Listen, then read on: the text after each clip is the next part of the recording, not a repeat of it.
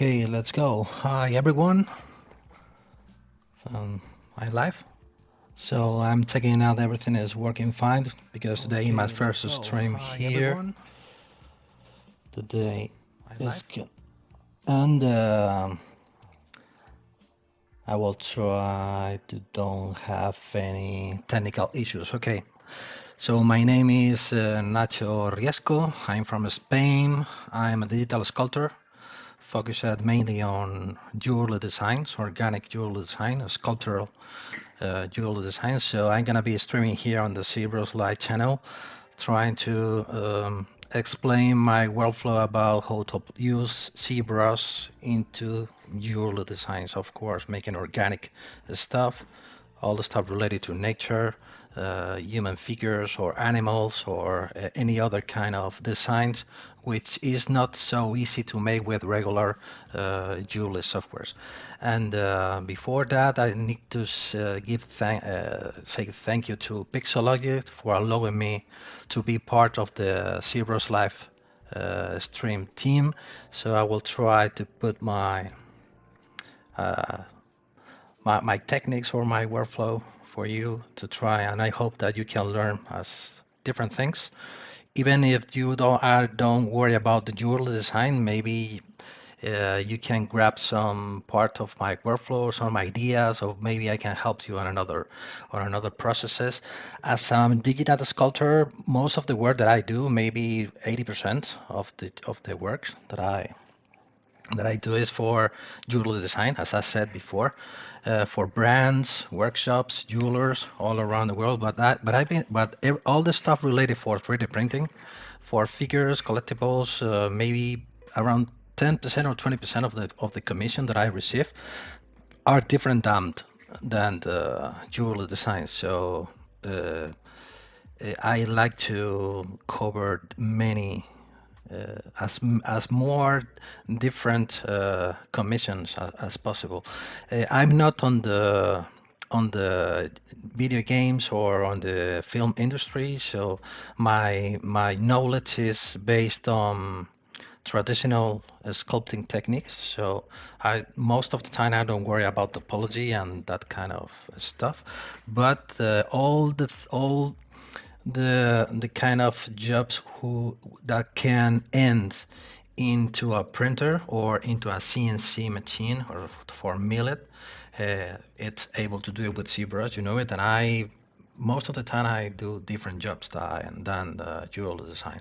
But anyway, during my streams, I will try to cover my workflow or my techniques or my way of do the things with jewelry designs. But we can talk about any other things if you like on your comments. But do you have any questions? Of course, you can leave your comments on suggestions about maybe future streams or what I'm currently doing on my screen. You can leave your comments and hope that this will be interesting for you. Okay, so let's go. For today, I prepare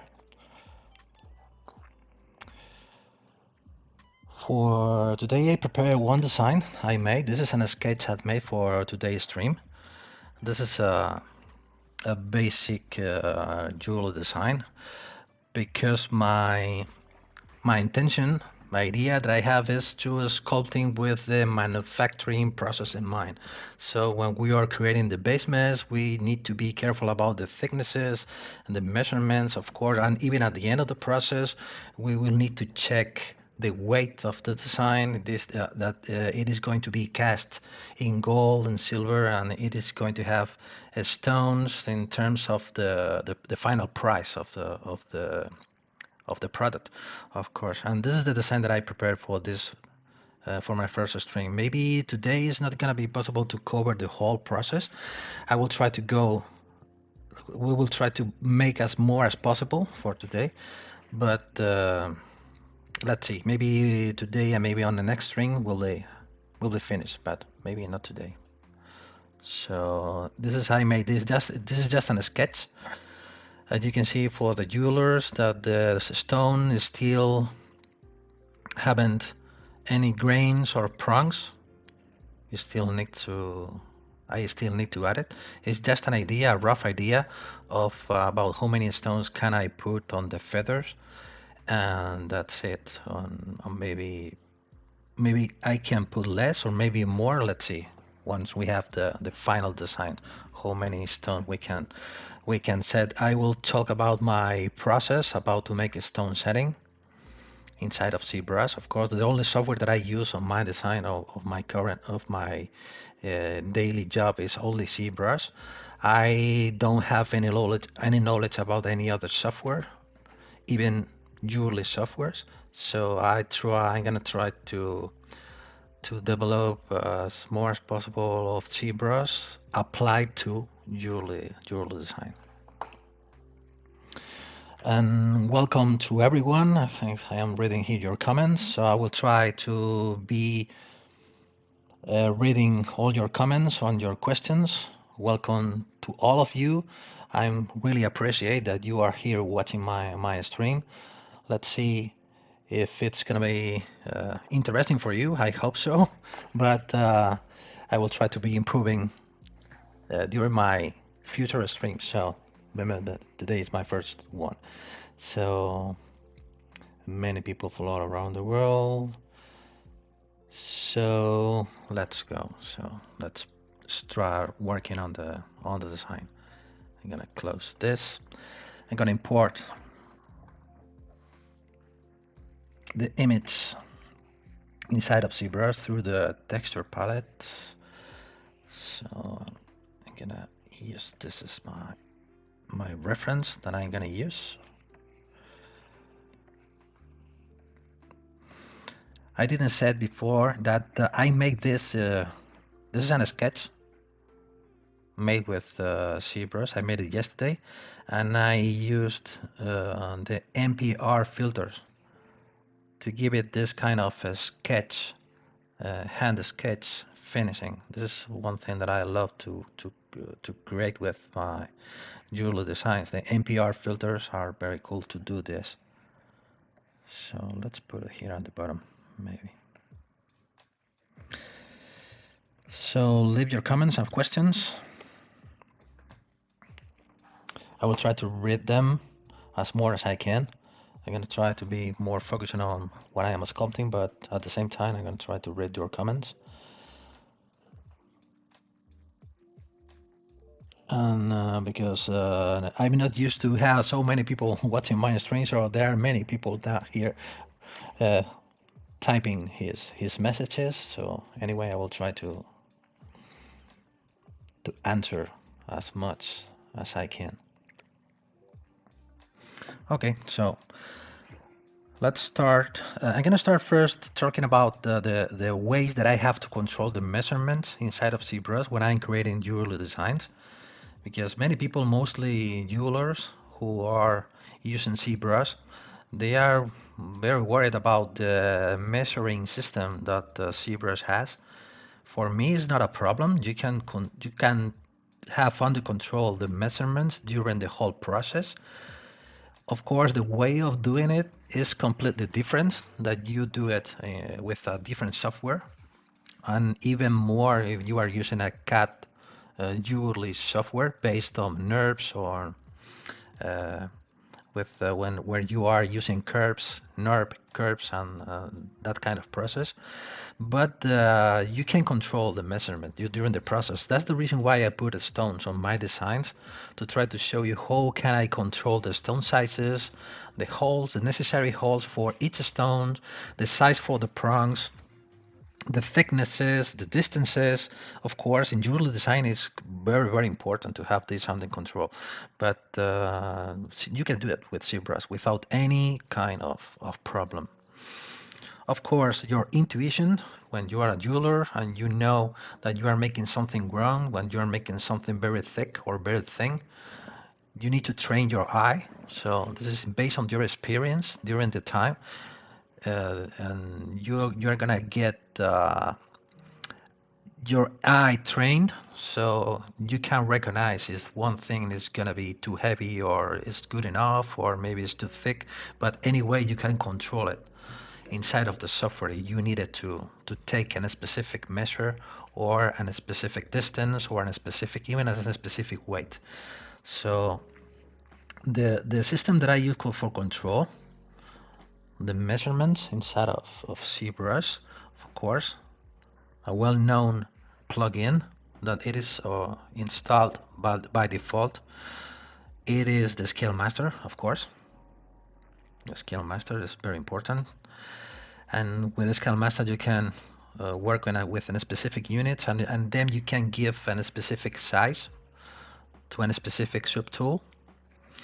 Another plugin that I use very often is the IMM Draw Size. This is a non-official plugin, but you can find it on the inside of the resources webpage from the Pixologic site, where you can control with this plugin. This is very helpful to me because when you need to make, for example, for the stone setting, it's very handy. So it's very important to have this plugin installed on your ZBrush. And another plugin that I use, and I'm going to use on this design, is, let me see where it is the Precision Extract.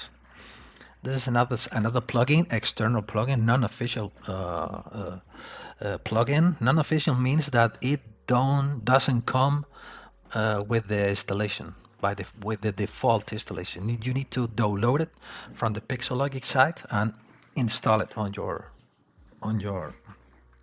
computer. And this is a plugin that I also use for control the measurements. In this case, they control the thickness of the extractions. For in this case, it's going to be very important, for example, to create this kind of filigree, this kind of net or this kind of design where the lock is in the middle of the heart, to add it a specific thickness. For example, if we are looking for a 1 millimeter thick extrusion, or we are looking for a less than 1 millimeter, maybe 0.8 millimeter extrusion, this is going to be very important. So Scale Master, Precision Extract, and IMM Draw Size, and of course the transpose line. I'm going to use the transpose line as a ruler.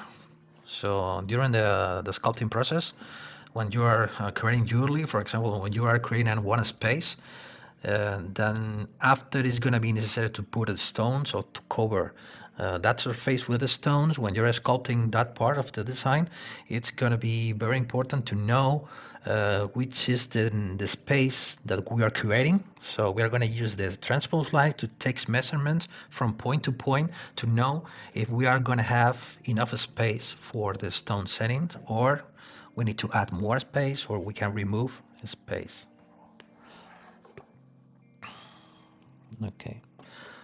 Okay, so let's watch this during the process. To create the heart, I'm going to start with a sphere. Let's get into Polymesh, and this is my basic, this is quite basic way to create hearts. So I can create an extrusion of a ball from 2 axes to try to create this kind of elliptical shape. Then I rotate it a bit, and I use the mirror and well option. So we have heart. So this is, in this case, the heart is maybe it's not wide enough. Maybe we can pull it to the left, and we can start getting something more like this, and maybe a little bit less. Maybe we can not that much. Maybe okay, this is good enough. And the same from this view. Then I'm gonna switch from the x-axis to the z-axis, and then rotate it. Let's rotate it a little bit more, and now we have a fully symmetrical heart shape. So let's add a little bit more of a better shape, because one brush that I use a lot is this brush, a Move Infinity brush. I love how this brush works. It's very helpful to me.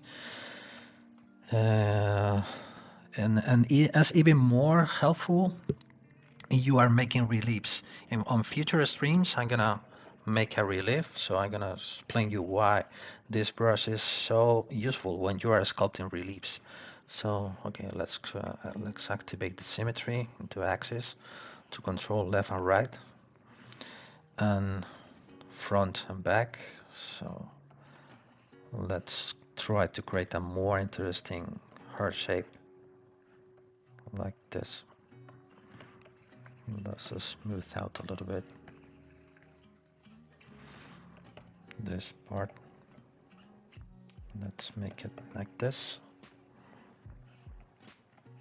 And now let's retopologize this, because here we have the seam in the middle. Yes, this is going to be a dual. Could be a brooch or a pendant. So we can go to ZBrush.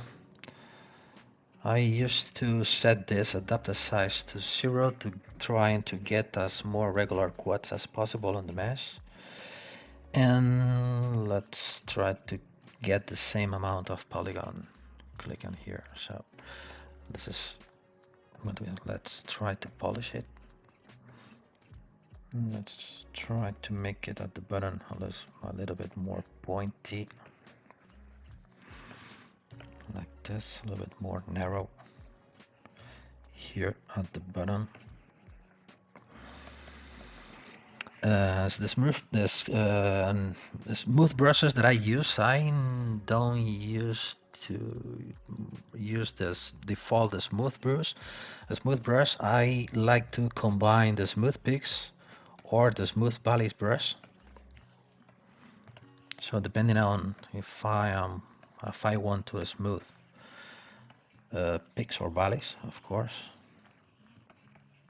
So I have more controls of the shapes. So let's create a new topology. Maybe on half, because we are getting a little bit weird topology. Okay, so we have a heart shape. So let's create this part of the design of the pendant is a kind of a sacred heart.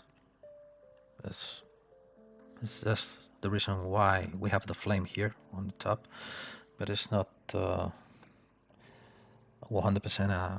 a sacred heart, but we can add a pin,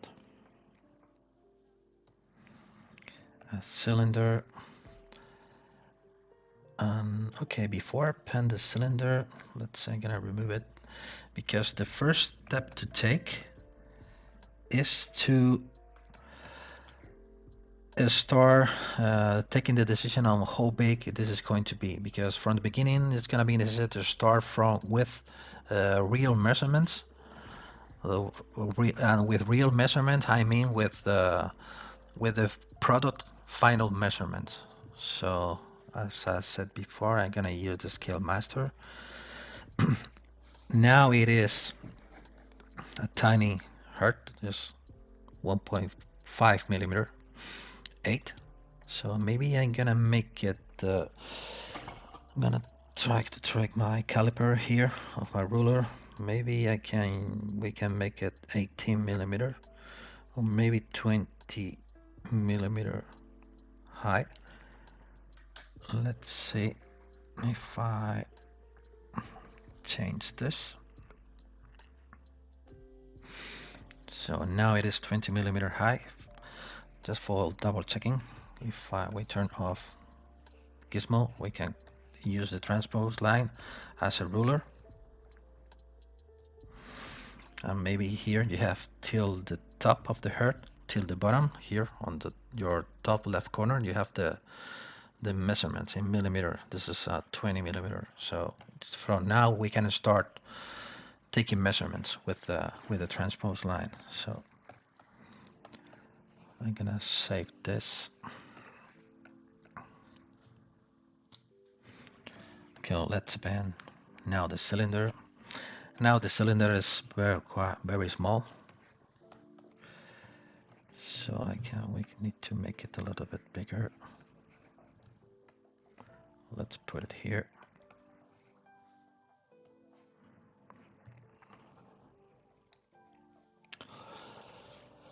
Yes, working with real measurements. Oh, same before they were real measurements as well, but small measurements.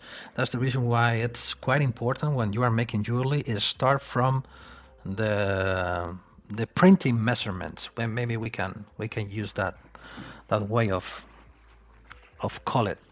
So printing measurement or casting measurement. In this case, the printing measurements from the beginning of the process. So I'm gonna press the Control key to make another instance of this to try to make something like this. And now what I do is groups by normals to start applying a different polygroup to each face. And now instead of the series measure, let's click on double, keeping the new groups, and I have this better topology now here. Thank you very much, IR Sculpts. Glad you like it.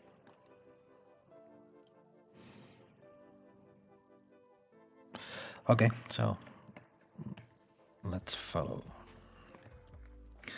So I'm gonna decide because the heart is gonna be flat at the back. So maybe I'm gonna make it a little bit wider here. So I'm gonna start using the live booleans. So I'm gonna pen the cube. Let's make it bigger. Let's squeeze it a little bit. Put it like here. I'm gonna use the cube to cut out the back part. So I'm gonna use this as with a negative boolean, or turning on my boolean. This is how the pendant is gonna look like at the back. It's gonna be completely flat. So maybe I can push it back a little bit to try to get a little bit of this kind of big. I'm gonna use my Epi pen to start painting some notes during the sculpting process. I'm gonna put it here.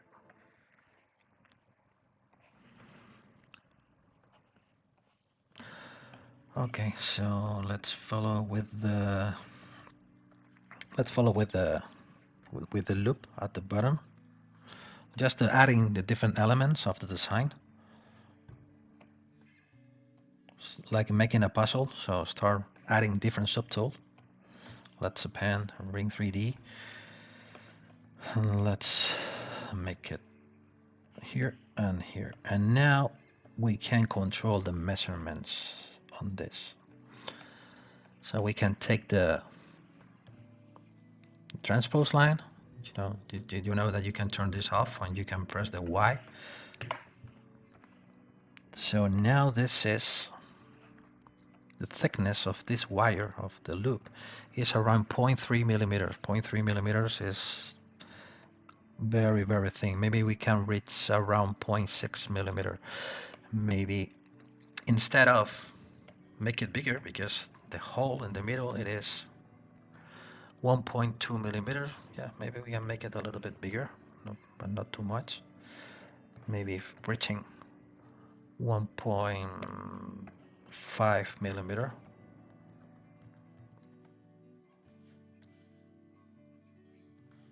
Yeah, around 1.4. Let's make it a little bit more. So this is around 1.5. And now we can inflate it a little bit. Using the Control key at the same time we're using the central yellow square, we can start make it. So now we are here about 0.6 millimeter. Yeah, let's make it a little bit more to have a security tolerance to avoid problems on the casting. Maybe 0.7, exactly 0.7. Okay, and now maybe we can make it. This is 0.2. Yeah, it's gonna be okay, I think. Like this. Here I have a question.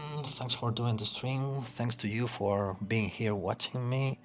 How this is unacceptable for a piece cast in silver and sterling 7. I don't know what you mean with 0.5 millimeter is okay for what? For the wire of the loop? Yeah, maybe 0.5 millimeter. Yeah, it's still okay. It's okay. We can now mine is 0.7, 0.6, 0.7, and maybe we can make it a little bit thinner if necessary. But it's gonna be 0.6. Is gonna be. You need to take into account the shrinkage percentage during the casting. So leaving the measurement as 0.6, maybe you will have 0.5 on the casting, depending on your process.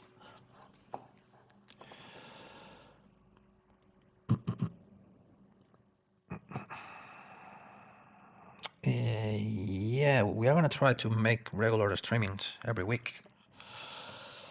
Okay, so let's follow with them. Before going to the wings, I'm gonna continue with the heart, because with heart, what I have in mind is to create an open work. So the spaces that you are watching here,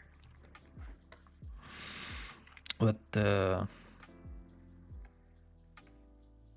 spaces, the dark spaces that you are watching here, maybe they are going to be open spaces. This spaces. This is going to be a open space.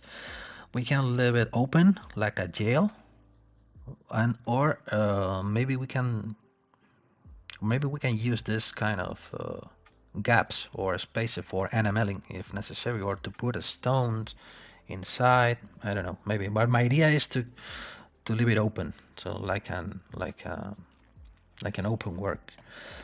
So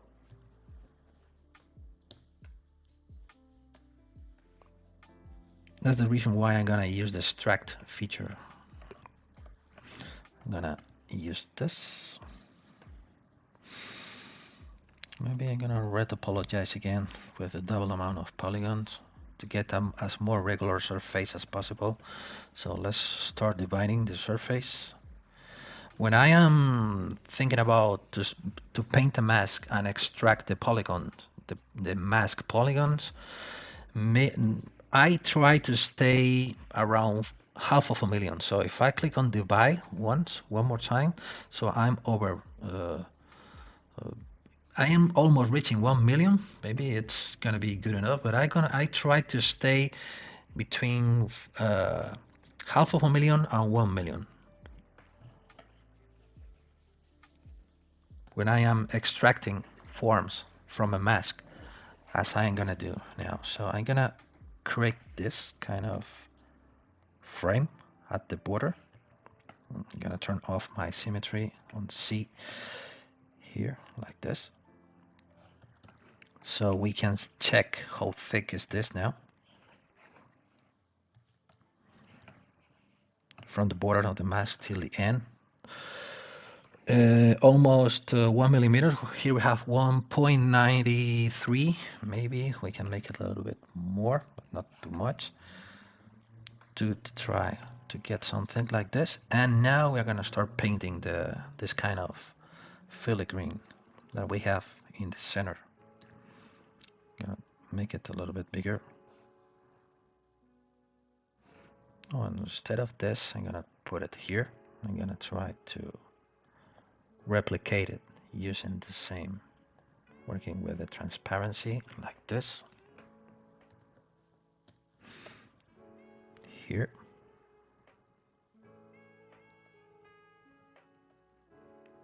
Let me know if the music is too loud. So I leave background music. If it's too loud, just let me know. I can or put the volume a little bit lower.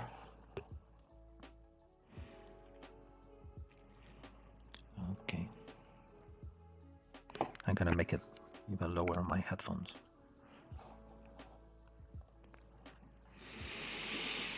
Okay, so I'm gonna start painting. The settings that I use to start painting a mask, to start making this, is Control for the masking, so focal shift to -100, and turning on my lazy mouse with the lazy steps to 0, so I have more precise drawing.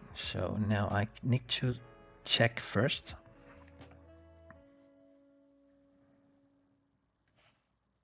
This is going to be how thick. Here we have, okay, it's okay. It's 1.2 millimeter thickness. It's gonna be okay.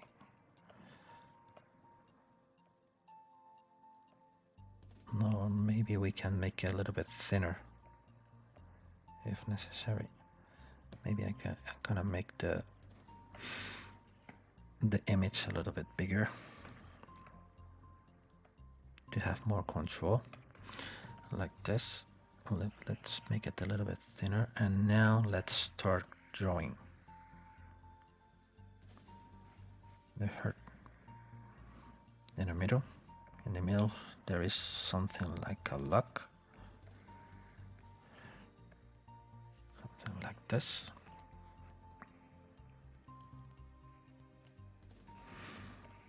And now we're gonna start creating this kind of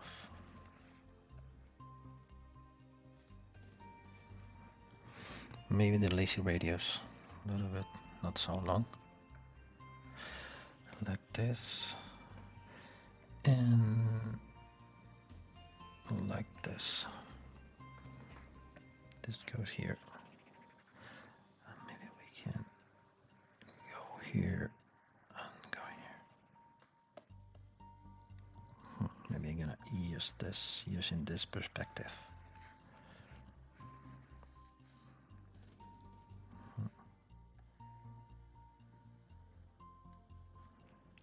Here and here.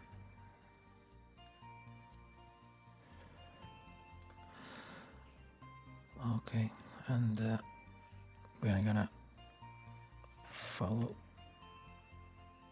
No, I removed by mistake the mask I did on the back, so I need to make it again and check again the thickness, like this. Okay, so let's follow painting the lines.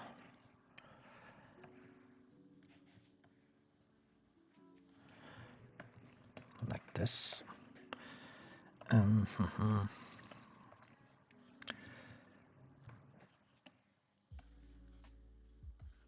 It's not necessary to have the image at the background.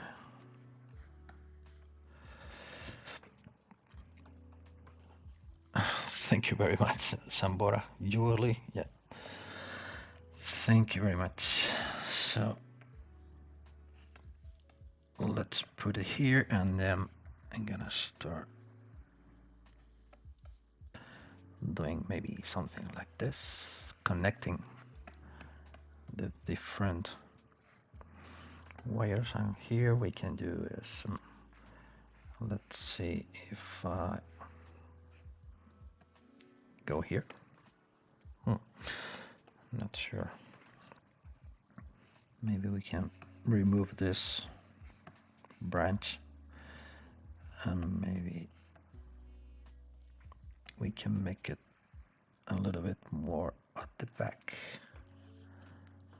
Yeah, like this. And let's connect this to this. And maybe it's gonna be enough, I think. It's going to be enough for the peaks that you have here. This kind of pointy finishing that we have here, this kind of peaks or pointy endings, I'm gonna use it I'm gonna make it after with the snake hood. So at the moment, let's leave it like this. Let's make the lock a little bit more regular.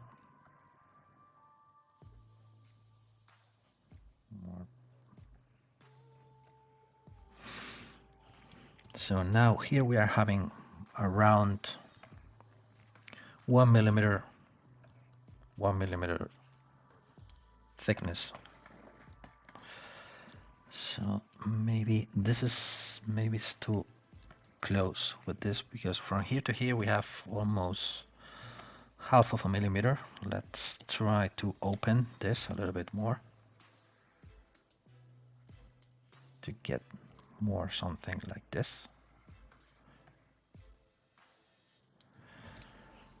Because they're so important, not only the branches of the metal, but even the empty spaces. Okay. So before extract anything, this is one thing that I recommend to you before going to extract option, is going to masking. I prefer going to masking and start sharpening the mask as more as possible to try to get a better defined extraction. And what I'm gonna do now is to, instead of using the default extract button, I'm going to go to my precision extract, and I'm gonna extract a precision extract with precise thickness. So let's say 0.8 millimeter. In this case, it's not going to be necessary to turn on the double, because if we keep this turning on, so we will get 1.6 millimeter instead of 0.8 millimeter. So now, as it is, clicking here, and this is a 0.8 millimeter extraction. I think it's gonna be enough. Or maybe let's go to 0.7. This is 0.8 millimeter. I don't want this one. I changed my mind, so I'm gonna use 0.7 millimeter. 0.7 millimeter thickness. Let's click on extract again. Let's wait and say, and here we have the. Let's keep it safe. You can find that plugin inside of the Pixologic website. If you go to Pixologic, you go to support, resources. Inside of the resources, you can go to plugins, and here first you will find the official plugins. And here at the bottom, almost at the bottom of the screen, from here you will find the unofficial plugins. Where it is? Panel loose, I am repeating, mic boolean, Dynamis utility. This is one plugin that I use a lot as well, Dynamis utility.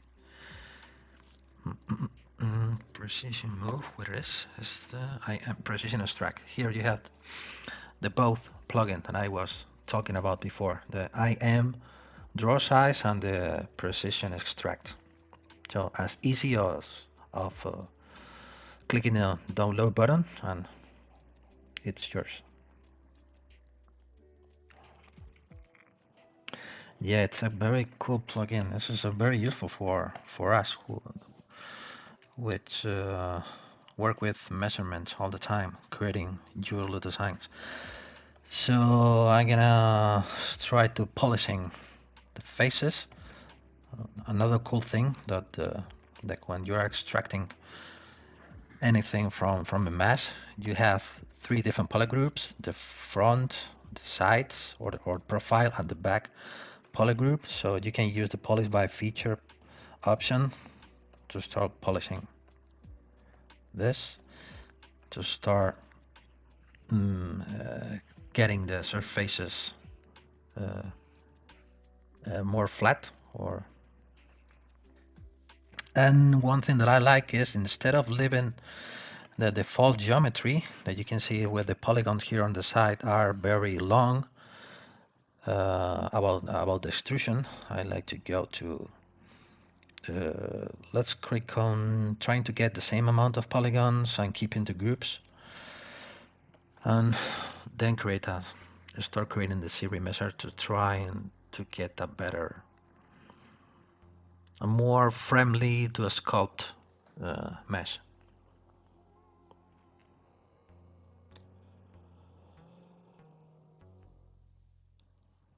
Thanks a lot, Spicer McElroy. Yeah, thanks a lot.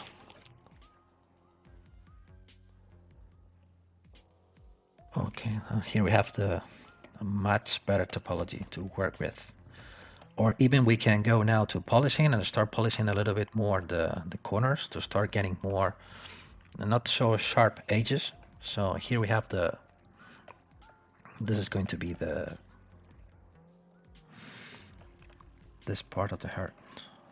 So maybe let's refine it a little bit. Let's check it twice, the thickness. Here we have 1.6. This is 1 millimeter. 1 millimeter. Yeah, it's okay. 1 millimeter. 0.9 millimeter we have here, where we are still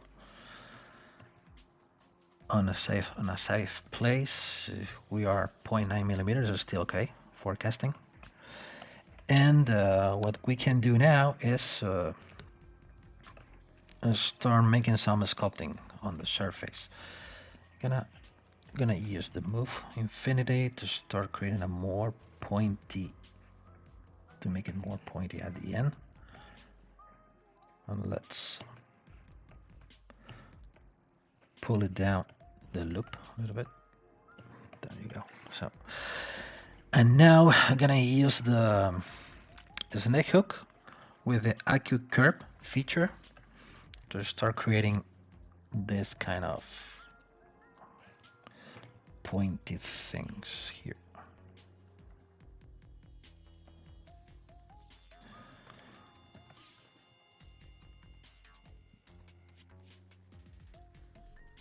Start here and there, maybe here as well.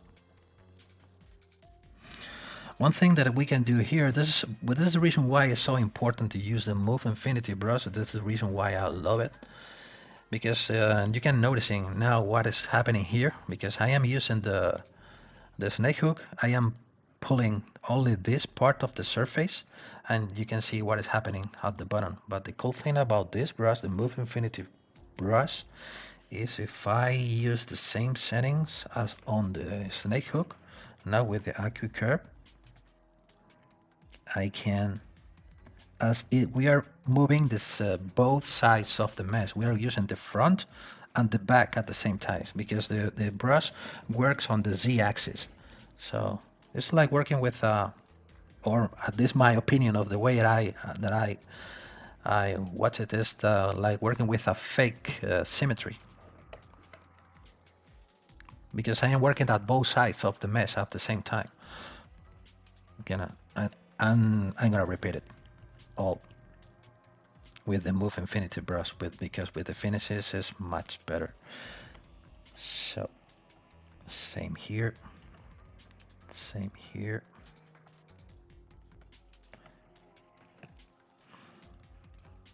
And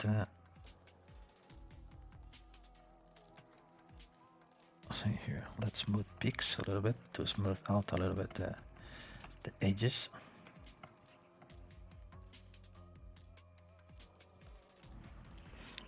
Okay.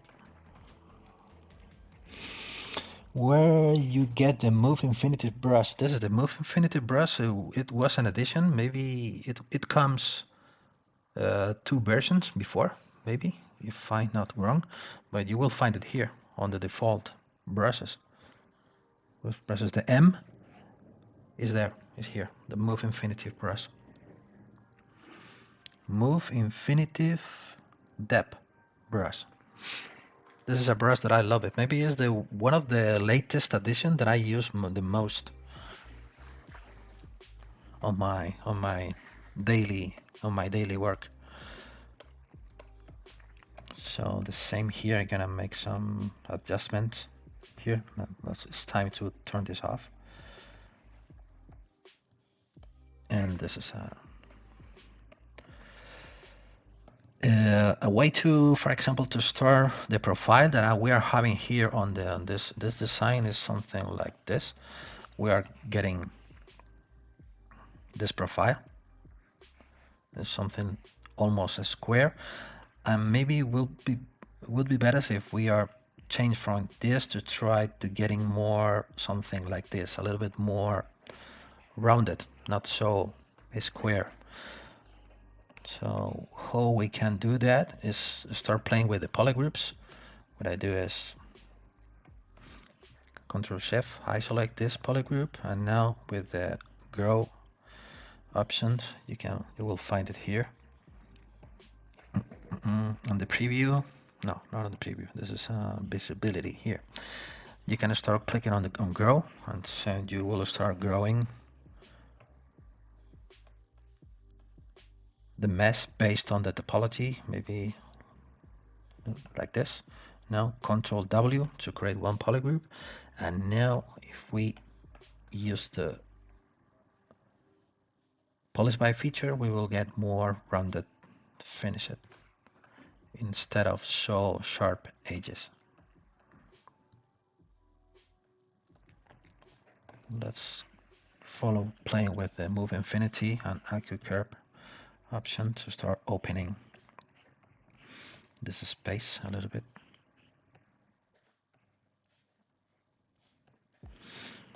Move infinity is very useful because we know that we are moving this point at the same time we are moving we are moving the same point that it's on the back. I'm hoping that I am explaining it well. So I try to do my best with my English. So the only thing that you need to know is the depth is based on the camera position. So it's not the same to working on this position like if working on this position. You should put the mesh first watching to you, so facing to the camera to get better results with the depth.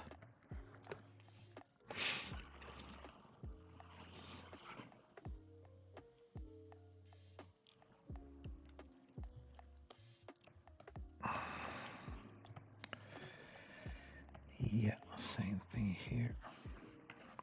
Another feature that I use many times is the acute curve option to create corners, and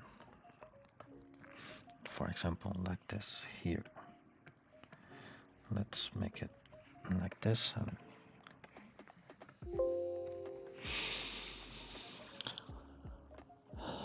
okay, this is the maybe you can say that the heart is almost done, and we are gonna let's put this out a little bit.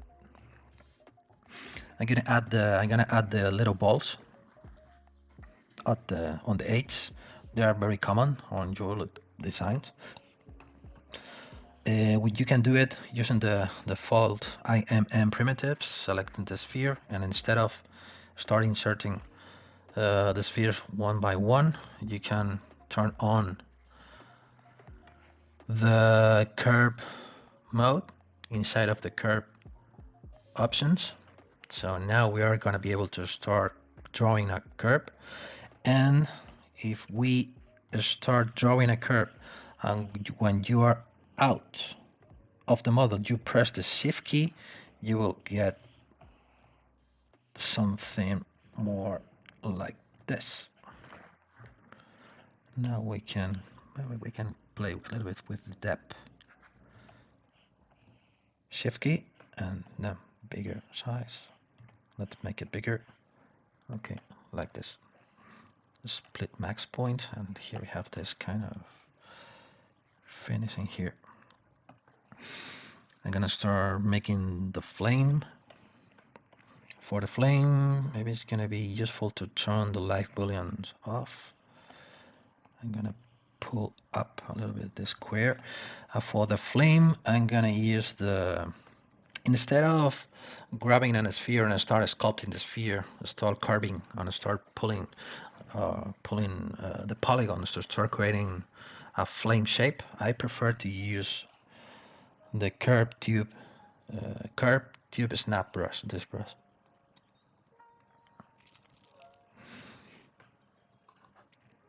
So something similar. So like this. I'm gonna pull this out a little bit more.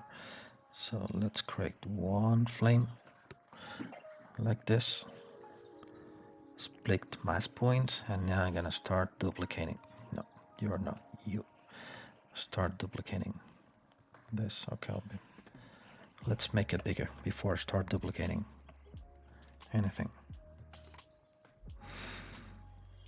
So like this. Again, move infinitive.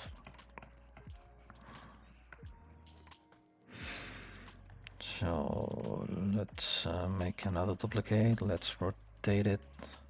Let's pull it here. And let's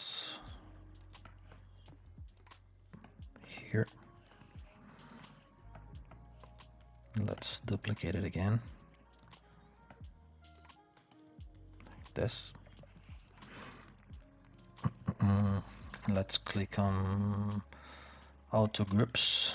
Let's grab this and let's put it here, and let's grab this and put it here, a little bit more in the back. So now it's time to start sculpting. So with the move infinitive again, let's start creating the shape. And now I can turn on the topological feature for the same brush and the back face mask. So I can start creating the different, instead of have regular tubes, we can get more interesting things. Same thing here, smooth picks with the topological option, turn it on, so I can start smoothing individually each tube. So let's move it infinitive without the back face mask. After, we should be worried about the stone setting by the moment. Let's just be paying attention to the shape of the flame. So we can add more geometry, double. Let's go polish, ZBrush, double, and here we have. In jewelry design or in 3D printing is quite important the stepping on the forms. So instead of carving the surface, it's much better to start getting more some kind of this I know very well how to explain it. Is to start building that like a stair, to start adding different steps or different levels, to trying to get better result on printing, and of course on the casting, and at the most important part on the polishing part, when you are polishing the metal with the polishing wheel, to try to don't remove too many details from the surface. That's the reason why I made this using tubes instead of carving the surface and sculpting the surface, for example with the dam standard or with any other sculpting brush. So let's try to find a good flow.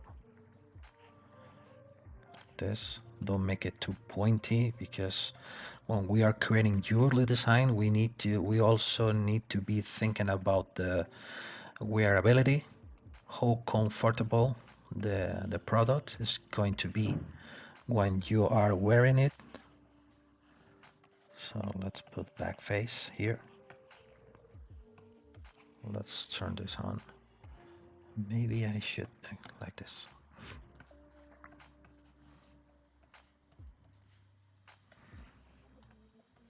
Let's pull it back till the end to make it solid.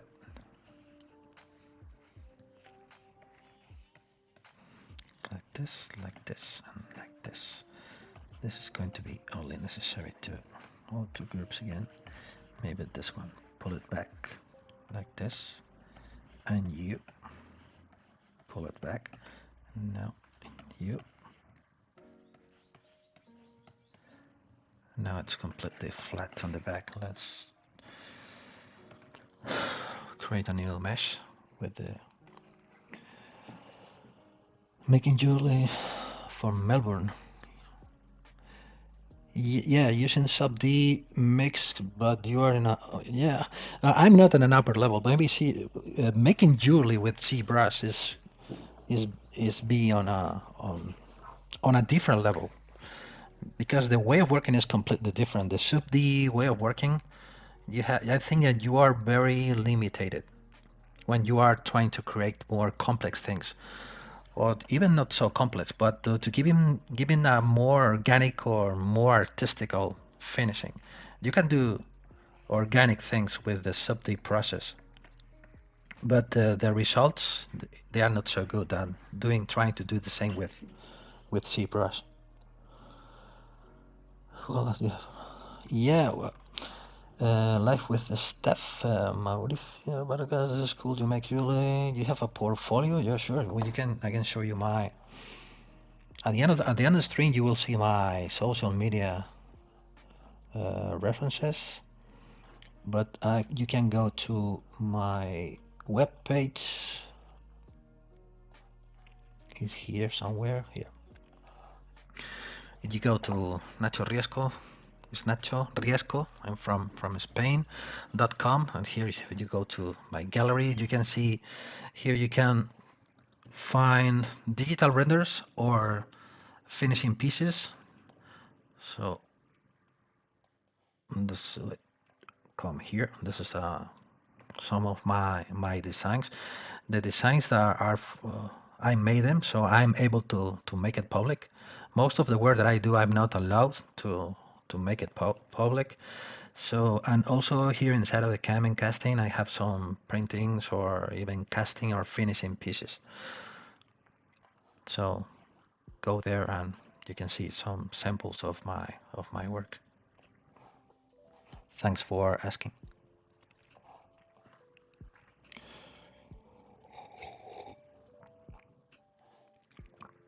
So, okay. So this is you are looking for to start breaking because and now it's too regular. So because you are still watching tubes, what you can do is one set of brushes that I use very often is the brushes from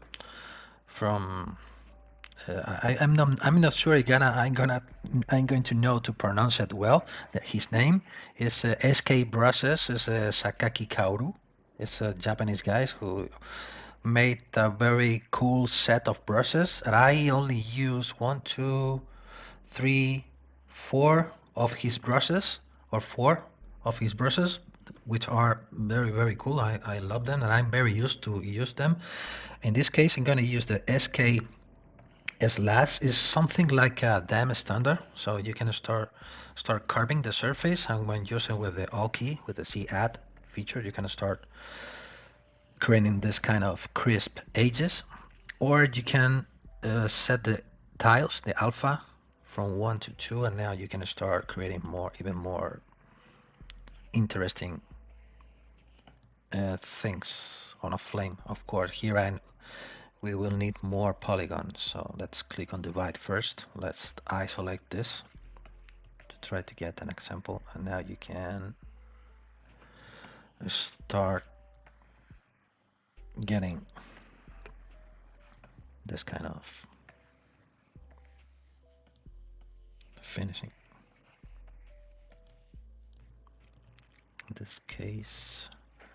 this case will be better to pull this in a little bit before I start making any sculpting like this and like this. So let's relax the mesh with the polishing, and here we have the. Yes, you can create your own brushes. This is a very, very powerful feature that ZBrush has, that you can create your own tools or your own brushes. But in my opinion, as there are so many out there, even the brushes that by default ZBrush is giving to you, the default brushes that you can find here inside of the brush palette, but even if you go to your Lightbox and open your brush folder, here you will find even more brushes to play with. I think, in my opinion, it's almost impossible to know what each individual brush does, but at the end you will get your own the batch of brushes. You can see mine is this amount of brushes is the brushes that I use more often, and I don't care about the others that I can find inside of ZBrush, or even the ones that I can find on the internet. And even you can create your own, of course. I will show you my own brushes during the streamings. Maybe today not, because we are not going to have enough time, but I made some custom brushes. I made them for stone settings, for create the stone settings. I create this, and this for create the cutters, and for create the grain and the prongs when you are making this kind of pave settings. I will show you how they work. So let's see where I am. Maybe I can. I'm gonna close this. I lost the chat. Okay.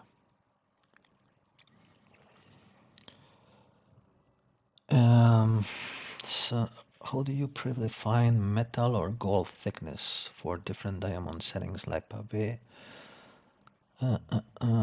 Can you let me ask your questions. How did you get into life with Steph? Bar is cool to make your okay. Life with Steph is asking to me, how did I get into jewelry designs? I get into jewelry design by accidentally. So I was using ZBrush at the beginning of not my career, because some years ago I wasn't a professional like I am today, but I felt in love with ZBrush because ZBrush allows you to start creating things even if you don't know any knowledge about the software. At least that is my opinion. So you can grab a sphere, and you can start pulling or pushing the polygons, and you can start creating shapes, and you can start watching what you have in your mind from the beginning. So it's not necessary technical knowledge about the software, about 3D, to start understanding topology, polygons, and things like this. So what I like is I can grab volume, and I can, or a sphere or a cube, and I can start carving and start sculpting directly inside of ZBrush. I get into jewelry design by accidentally. I was making some sculptings for toys, and one jewelry workshop found me in on the net, and I started working with them. And from there, that it was, I think, 10 years ago, or maybe 8 years ago, around 10 or 8 years ago, and I started making jewelry designs or stuff related to jewelry design, and the brands and jewelers started contacting me, and that is how I was start working on the jewelry industry, because I started making drawings on and art brushing, and I was sculpting with real clay, making miniatures and maquettes and dioramas, and with plastic thing. Or I don't know how to say it in English. It's like soft clay sculptings, and this is the reason why I felt in love with ZBrush, because I could do the same that I was doing by hand, but with a computer. So, until today, because I'm fully working on the jewelry industry. There are too many questions now on the chat. I'm going to try to ask all of them. Maybe can you 3D print them plastic and then create a cassette from you can? Yes, today you can use many resins that you can use the loss wash casting process directly from the product, from the piece uh, that you have directly from the printer. So it's not necessary to make a mold. So you can go directly for the loss wash casting with the piece that you take from your printer. For example, heart at the center with milk grain. Thank you. Sambora Julie is asking how do center align tools? For example, heart and the cylinder with milk grain. So the best way here, you can see here, you can see this button that I have here. For example, let's say this. Let's move it a little bit to the right. And this is not completely in the center. In the center of the workspace, in the zero of the x-axis, you can go to here inside of your tool menu, geometry, and you can go to position here, and you can set the 3 different axes. So if you type here 0, you will send the selected subtool directly to the middle of the selected axis. But another option that I like more are these 3 buttons, 0x, 0y, and 0z. So you will find it, let me think, inside of the scripts. I don't remember where they were. So, no, inside of the macros, I'm sorry, macro, and here we have the 3 different. So click here, you will send it. So, and then you know that this subtool is exactly in the middle of the workspace.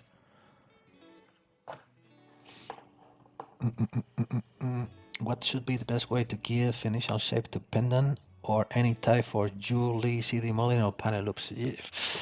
Yeah, it's quite difficult to find only one answer for that question, because depending on the thing that you want to create, the starting base mesh will be different. In this case, I was using a sphere, but in some cases, it will be better to use a cube or a pre-made base mesh. I know it's quite different to give you only one answer. Maybe the best answer will be to be watching as more streams as possible, so you will see how the different artists start from different points, from different base meshes or from different custom meshes to start creating what they have in mind. In my case, depending on when, for example, for the feathers and for the wings, I'm gonna start with a completely different way. So I will show you after. Is Blender Photoshop similar to ZBrush? No, ZBrush is unique, I think. You're a lifesaver. Yeah, thank you. That's really glad to know that. Thank you very much. So with my question, yeah, too many questions. Yeah, I love you very much. Can you have animation to model create? But can we give animation to model creator? Yeah, you can create also animation inside of ZBrush. This is not I don't have a deep knowledge about it, but you can do it. You can make, of course, you can do a simple turntable where you are showing your piece 3600 degrees of rotation. You can do it, but you can do more complex animation inside of ZBrush.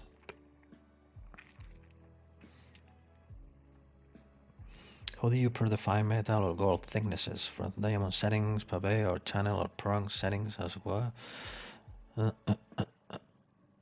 Whoa, this is yeah, this is quite difficult to answer.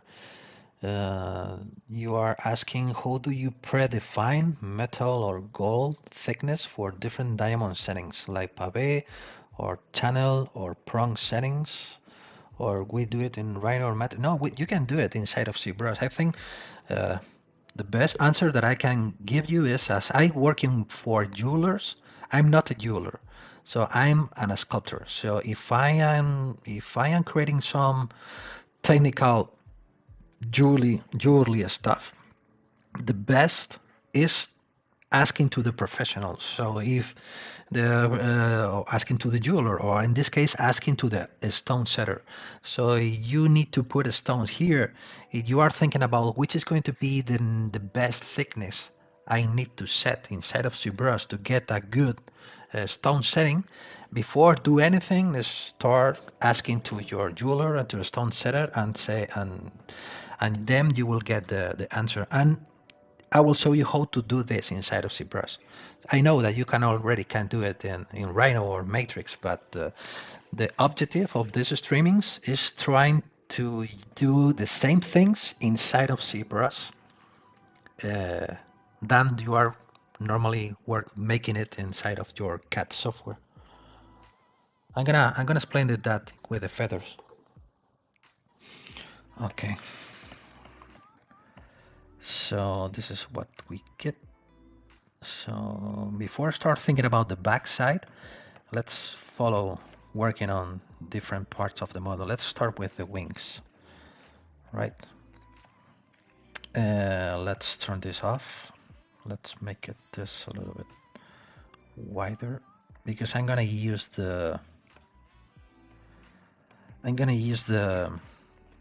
this back cube to start creating the wings, because I'm gonna make them extracting, or oh, I'm gonna use another process, another method. So I can show you more ways to do same thing. I'm gonna use, in this case, I'm gonna use this brush. I'm gonna use the quad trifill brush. This is this brush. And now I'm gonna put the image on the back to try to make the wings as more similar as possible. Let's make it like this. Could be, yeah, something like this. And this is very cool. I'm gonna use this subtool which hasn't subdivision levels. So this is a very cool brush that I use it very often for creating wings or flowers, petals for the flowers. So you can start creating this shape. Let's make it like this.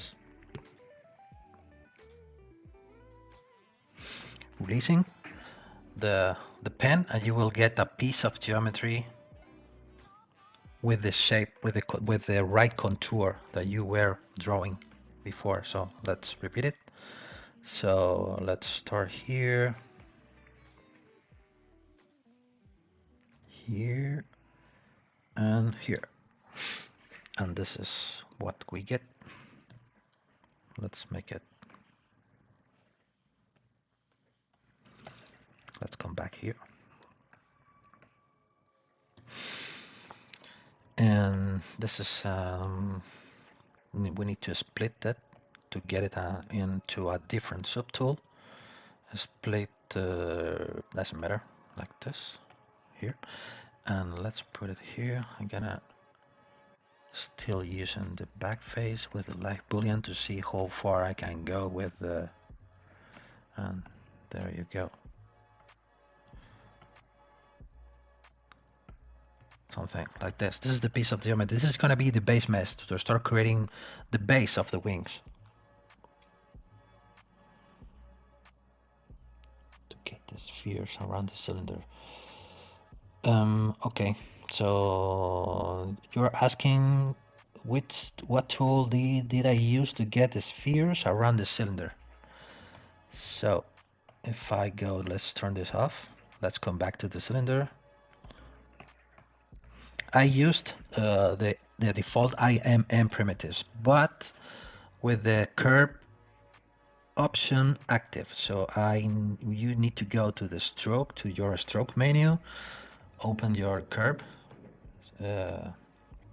part, and turn this on. So now, oops, let's come back here, curve mode.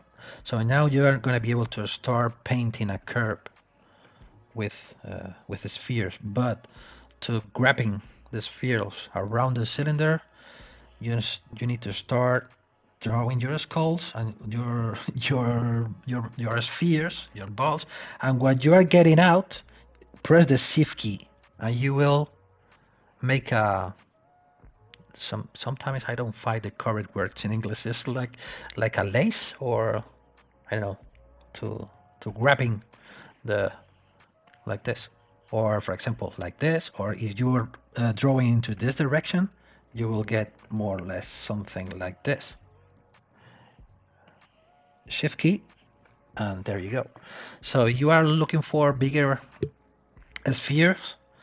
Now when the curve is still active, make your brush size bigger and touch the curve, and you will update the size of the spheres.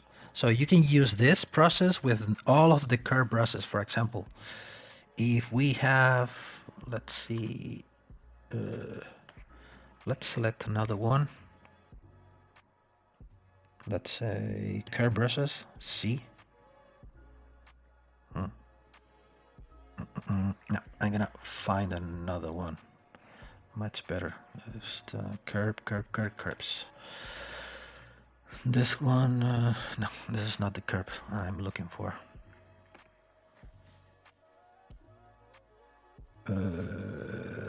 Beta tester, maybe. Yeah, here we have an insert rope. You can see you can start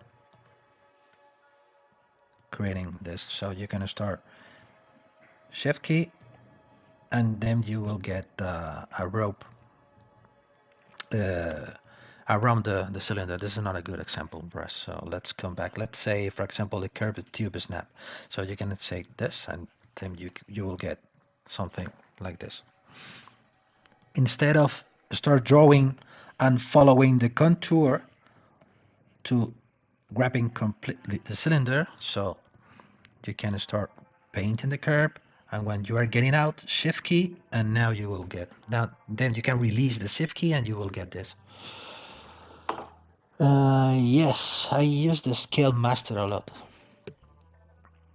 I started setting the measurements with the scale master, and I set the scale, the thickness of this extrusion with the precision extract plugin. I will repeat it again. So let's follow with the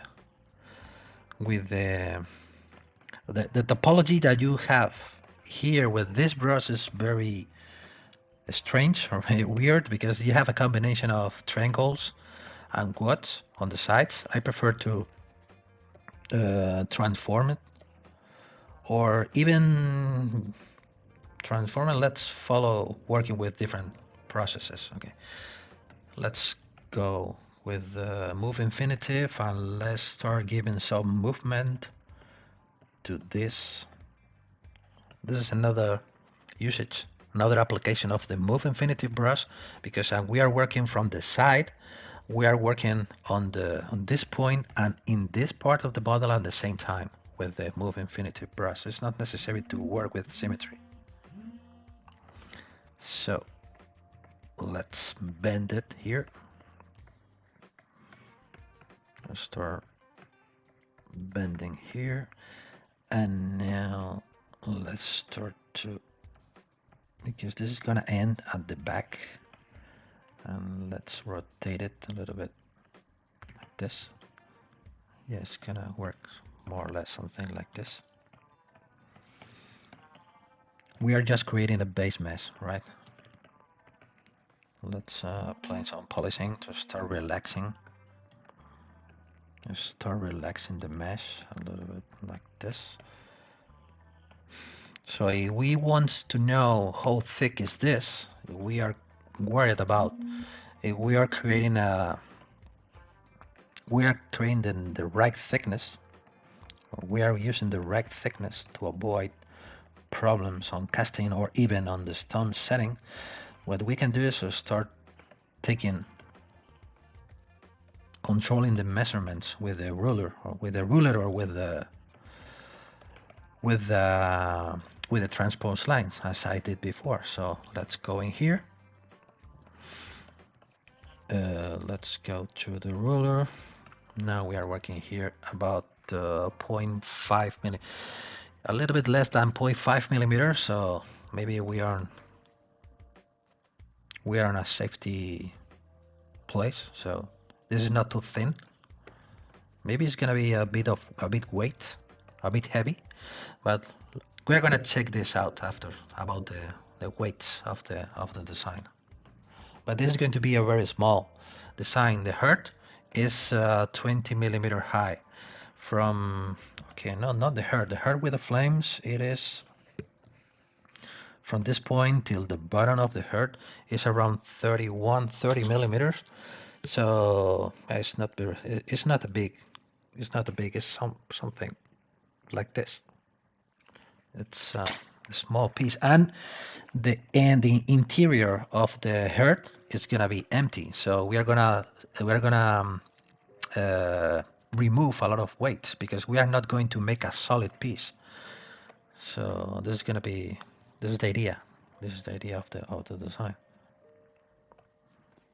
So the jewelry design at the beginning probably looks simple because the design, what I'm showing you at the beginning of the stream, maybe you were thinking that it's easy to make or it's not a complex design, but one of the things that I like the most about jewelry design is the things becomes more complex during the process because you need to start thinking about the weight, about the thicknesses, about the wearability. It's not so easy than just making a design and that's it. So you need to be thinking about the printing process, the casting process, the stone setting process. So and after at the end of the process, we are gonna make an assembling process. We are gonna separate different parts to be able to polish it, to polish the different parts individually, and after they are going to be necessary to be welded together or welded with laser soldering. So during the process, you need to be thinking about many different things. This is one of the things that I like the most about the jewelry design. It's not just to make a nice thing. So it should be ready for printing, ready for casting, ready for polishing, ready for stone setting, not very weight, cheap, nice, and many different things.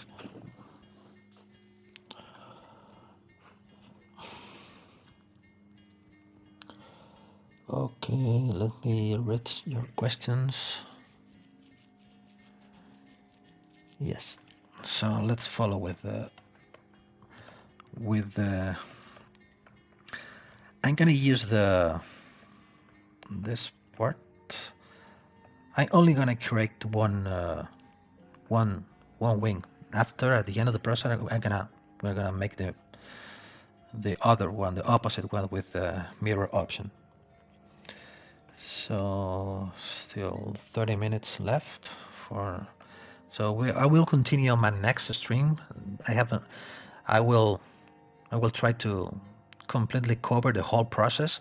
So the stone setting, the hollowing part, the assembling part, the covering the printing, the making the piece ready for printing. So I will cover all of the processes on my future streamings. So just for today, I'm trying to go as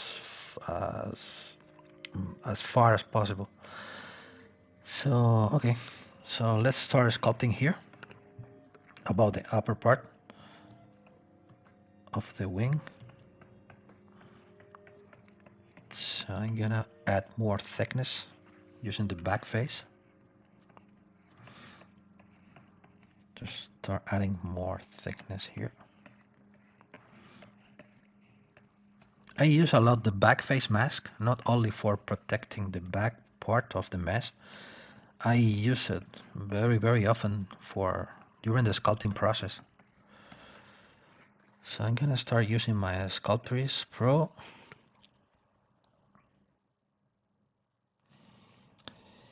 Yeah, maybe some of you are coming later. Serenade Lydia is asking what was the process for extract one. Let me save this first. Save. If I come back to the heart, to the base mesh, let's see if I come back on the history. Say you have a mask paint on your design. Let's make it like this. You should go to your precision extract plugin, which allows you to extract the thickness, the extraction with a precise thickness. In my case, I set this to 0.7 millimeter. So just clicking on this button, start waiting some seconds, and there you go. You have your extractions with the 0.7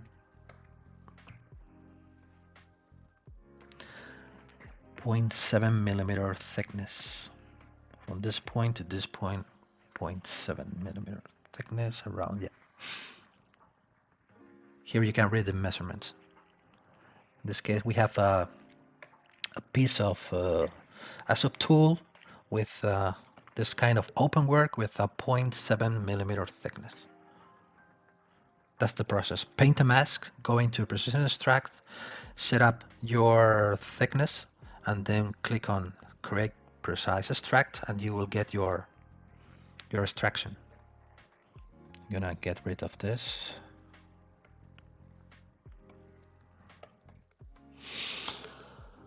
So I'm asking something similar, and I couldn't figure out how to do that. Yeah, it's quite simple. This is one of the features that I like the most, and on my courses for my students, this is one of the features that we use the most for jewelry designs. Maybe the extraction, the extract.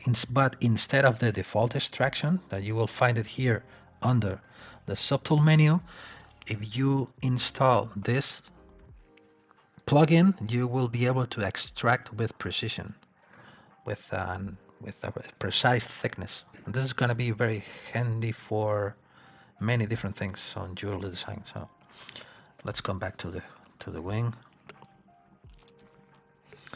You are welcome. And then I'm going to start working with Sculptris Pro. So because the Sculptris Pro, I use it very often when I start sketching forms like this.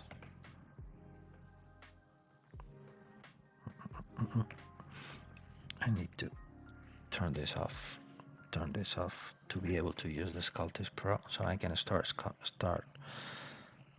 sculpting this part of the wings. I use the Sculptris Pro very often to start creating the base mesh or the base sculpting, the first steps of the sculpting process. So in some cases I go directly as I am doing now with the Sculptris Pro, and in other cases I switch the mesh to a Dynamesh and start sculpting. Let's make this a little bit of concave. Remember, with the Alt key you can start pulling back the mesh. And now I'm gonna let this for the feathers. I'm gonna create an alpha. Let's create this. Trying to don't make it too thick. Always, as I said before, trying to keep the weight in mind. So trying to don't make things too thick. And if you're worried about the thicknesses, you can start taking measurements about maybe 2.5 millimeter. Maybe it's not too thick, but even if it's still necessary a lot of work, we can start smoothing till getting a thinner part. But this is what we get.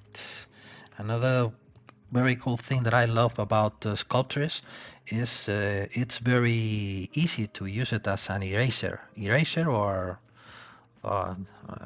to get rid the part of the mesh that you don't want, or you want to remove some part, for example, like this.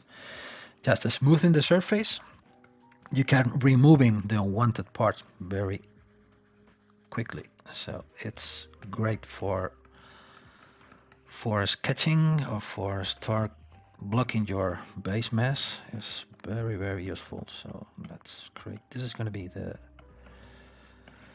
let's check the sides if we like about the flow of the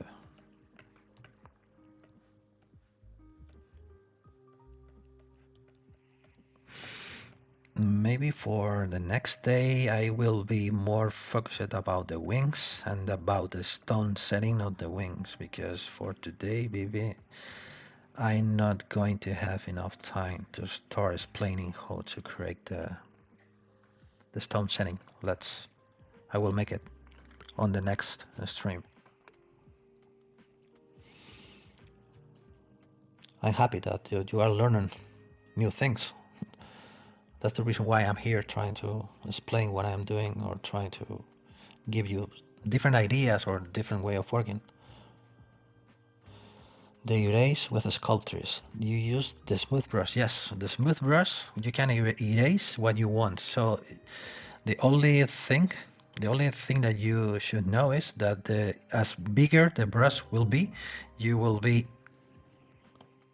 eraser, you will be destroying more mess at the same time. But you are looking for more precise destruction, so I recommend to you to set that a smaller brush size, and you can start smoothing or removing the unwanted parts more slowly. So like this. So to start creating the feathers, it's as simple as start using the same process as before. So painting a mask. This is going to be a feather, or the starting base mass of a feather. And now I can go to know that we are extracting a good amount of thickness. It's not going to be the final thickness of, all right. So I'm just checking that I am not extracting a very thin piece of geometry.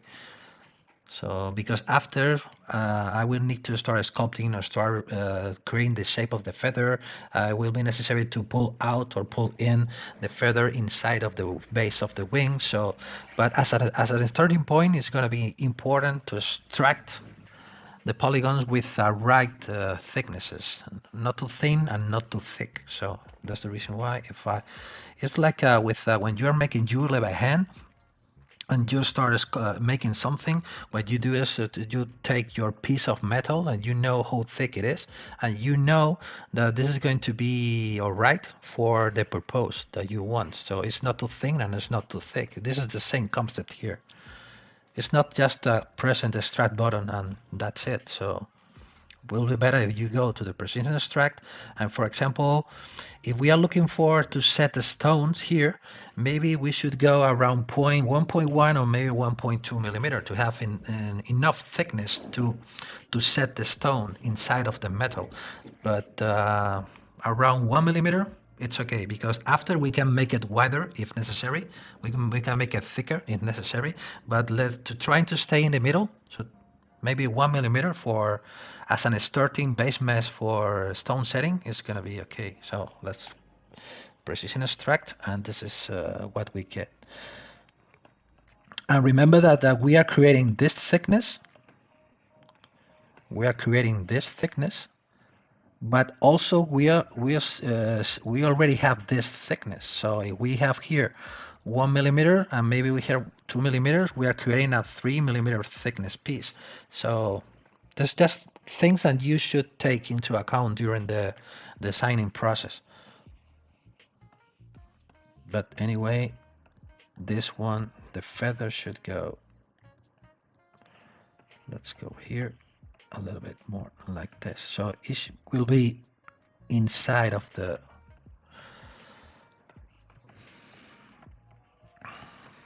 so let's apply some polish by feature, and let's try to placing the feathers. So control drag,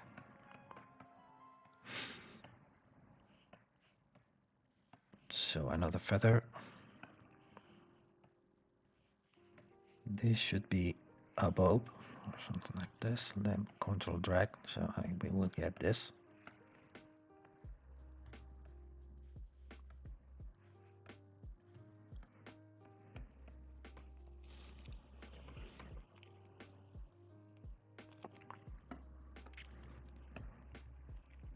Okay. Let's correct this here.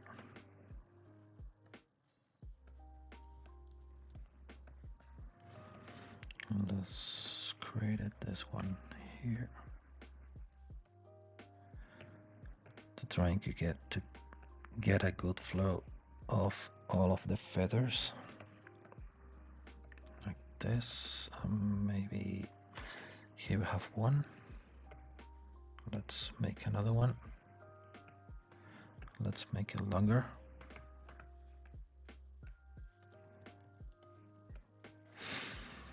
Let's grab this one. No, this one, this one. Let's make it like this. And let's put another one here.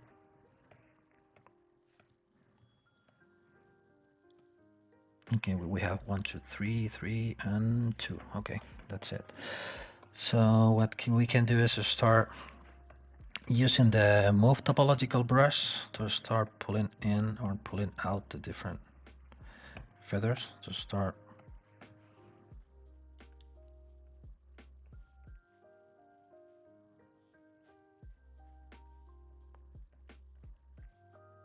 This is one feature that I use very often is the move brush with the Alt key in combination with the Alt key. So you will be able to pull in or pull out perpendicular to the surface or to the vertex that you are touching. So something like this, like this, like this. And the same concept as we talked about it before, about the stepping to get a good printing and casting results, trying to get a good definition of the stepping. So one I'm gonna do now, maybe this one here, this one there. Let's apply some polish by feature to relax the mesh. One thing that I use very often with the transpose line, because I love the transpose line. I'm not a hater of the transpose line because I was starting using ZBrush 12 years ago, around 12 years ago, and I love how the gizmo works, but I still love how this transpose lines works. And one of the features that I love about the transpose line is that we are drawing the transpose line and I press the Alt key and I'm able to sculpt and transform shapes like this with the Alt key. So I can start from a regular form and I can start ending with a completely different thing, just moving the mesh. So like this, Alt key. I don't like this one. Let's try it again. Like this.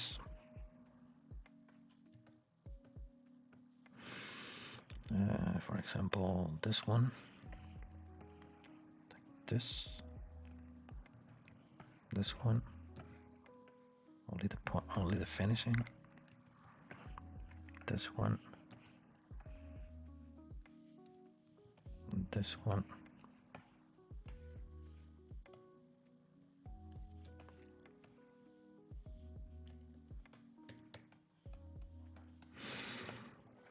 And we start getting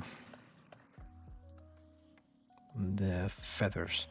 If you're looking for pointy edges at the end of the feathers, more pointy finishing, as we did before, move infinitive and IQ curve. You can start, instead of rounded feathers, you have a little bit more pointy finishing. And this one, this needs to go underneath here. this.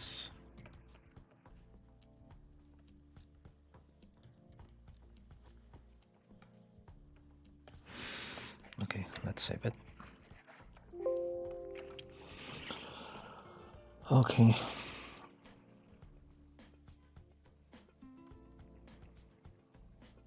The second question was told you to make the flame. Okay, you were making another question about the use the flame shapes.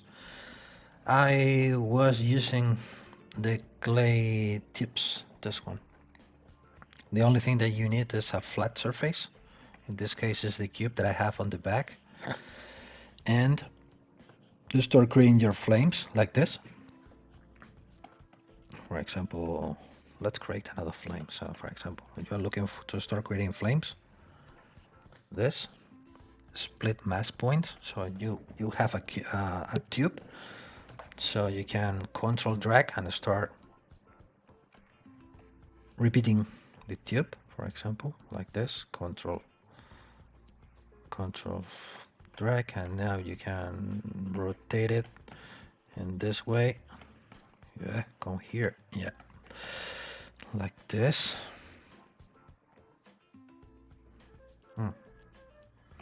Maybe I'm gonna rotate into this axis as well, like this.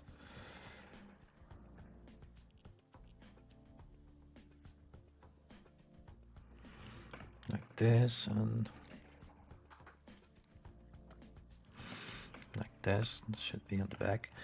And now from this point, like when you have some tubes, using the move infinitive with the topological feature, turn it on. So you're going to be able to work on each individual tool. So with the back face mask, you're gonna start and start going from this kind of shape to more something like this. So you will start pulling out this part of the mesh into this, from this point to this point. So you will get this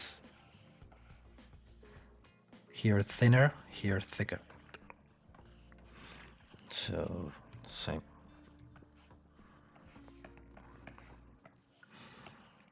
So you can start. Let's turn Sculptors Pro mode. So just smoothing the tips of the flames, and now you're gonna start playing with. You can start playing with the different forms or stuff. You can do something like this when you're sculpting hair. Maybe something similar. This is the same. This is the process.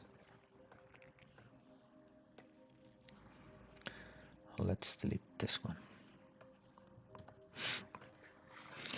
Okay, we already have almost the base mesh of the wing with the feathers. Let's put this a little bit closer to this point.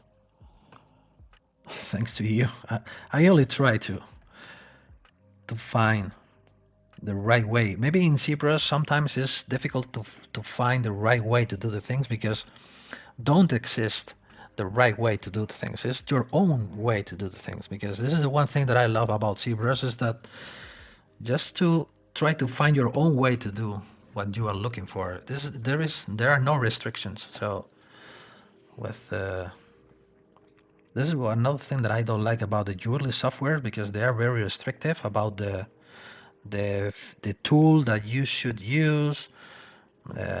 Too many restrictions. So I prefer to be more free or more creative or artistical. The reason why it's looking so weird now here is about the topology. Maybe now it's time to change the topology with the series measure. Don't lose your polygroup, so remember to turn this on. So let's say I'm looking for the same amount of polygons.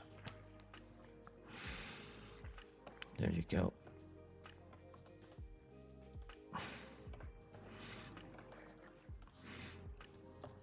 And this is the feathers I have. Yeah, overwhelmed with ZBrush. Yes, because it's like when you are on a work table on a bench and you don't know it, you don't recognize the tools that you can use. You never use it, but you know what you want to do. You got it in your mind, but you should learn first how to use the tools. But with ZBrush, it's just so easy to start. I'm gonna grab this. I'm gonna try it, and let's see if it works or not. It doesn't work, but I can try another tool, and it's a matter of playing and enjoying the learning process, and you will making progress. You will be making progress. So let's backface because this should be floating. So trying to cover the gaps between the feathers. Let's play this. Let's play this. Let's save. I'm gonna create the alpha for the small feathers. Just like this.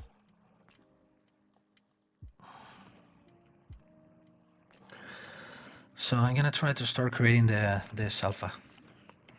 Instead of using this, when I'm creating this, the feathers, the small feathers that we have here, because I'm not going to put any stones here. The stones will go on the big feathers. So I'm gonna create an alpha to do this. So let's grab a plane 3D, convert it into polymesh. Let's add some resolution. I recommend to you to turn this off, for avoid to smooth the borders, the corners. Let's click on divide 1, 2, 3, 4, 5, 6 times 1 million. It's gonna be enough. So turn the symmetry. Let's draw a mask of a feather.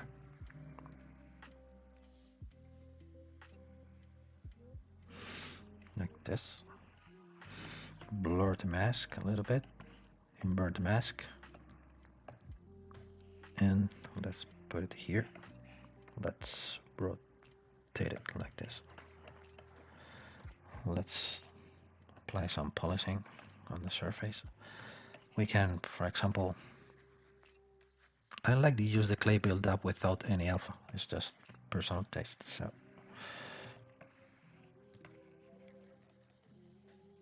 let's do this.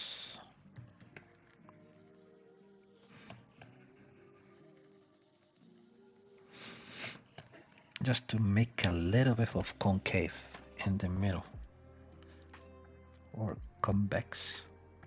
This is convex, that's not concave.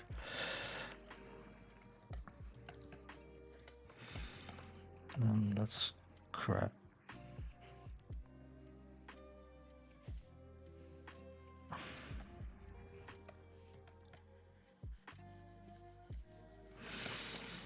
so well, I think it's gonna be enough, I think.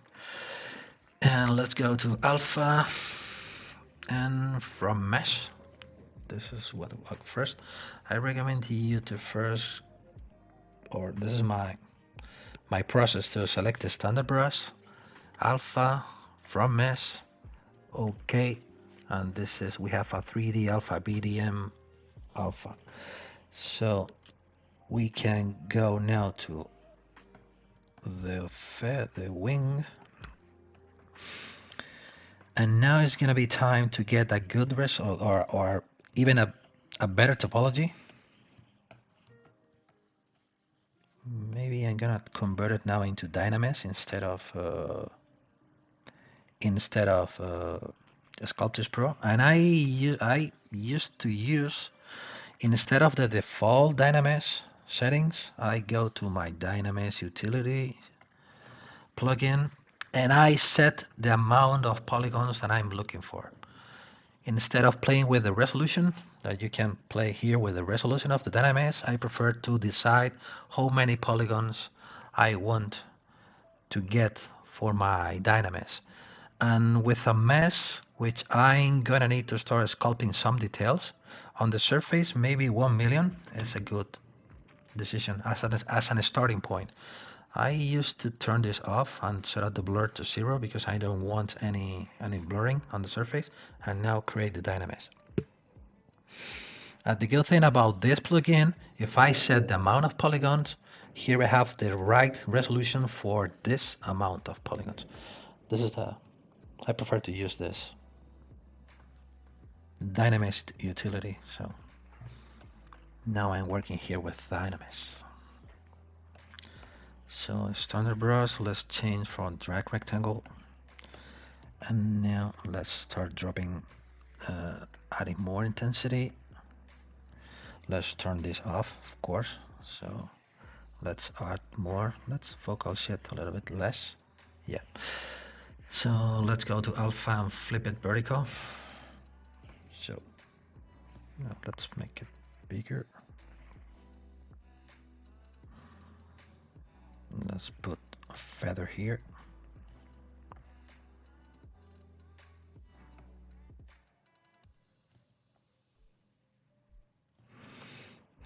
Let's control drag and there you go. Yeah, something like this. Let's put a small one here. Not so small. Let's try to make it a little bit bigger. Because if not, we're gonna be problems on the casting, I think. Yeah. Okay, maybe something like this.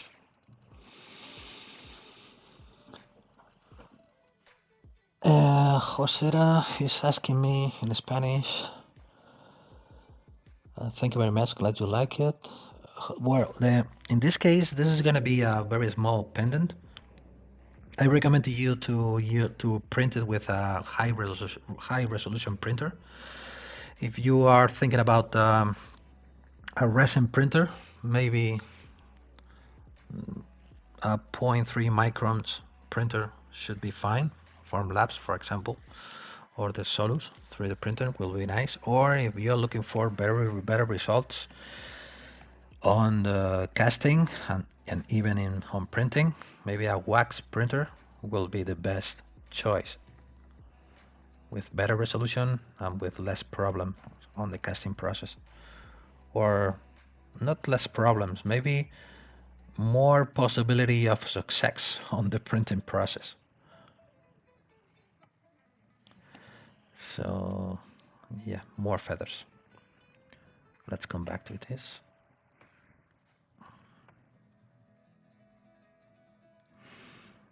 I don't like this one.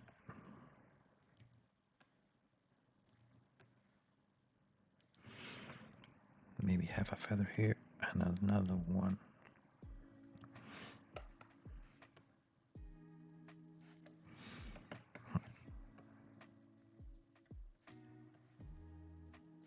Maybe there, and let's gonna put here one.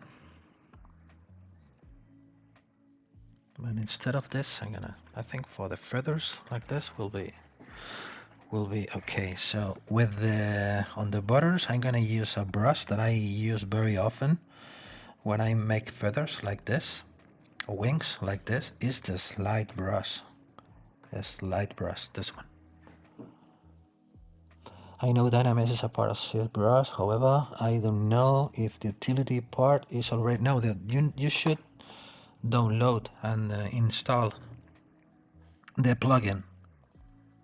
Dynamesh utility doesn't come by default with ZBrush. You should download it and put it on the folder to be able to use it.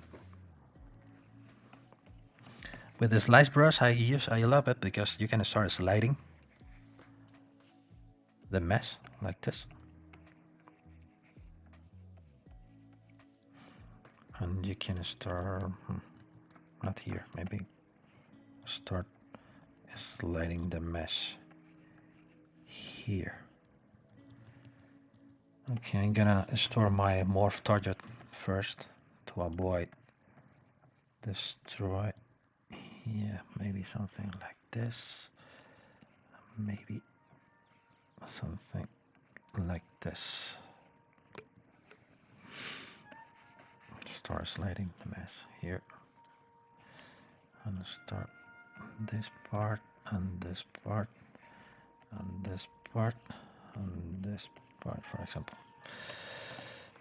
With the move brush, let's pull this down a little bit. And with the back face mask, instead of do this, I'm not sure how call this in English. Maybe it is called overhang, because this peak is floating in the air. So I use the move brush with the back face, and I pull this in like this.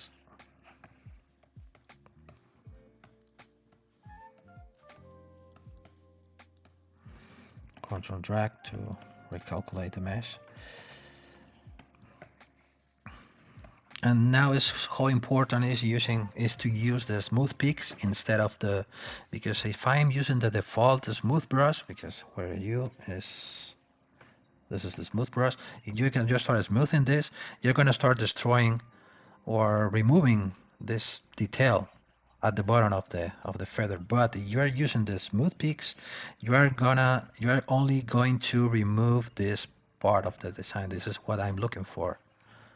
So I am not going to touch this part, because this is ZBrush consider this as a recess, as a body, so this is very helpful for start sculpting things like this. So with the move brush again, with the back face, let's create more feather shape, because now looking more like an scale, like a dragon scale or something. So it should be more rounded. Control drag, and now finally with the escape polish, let's try to get this flat surface.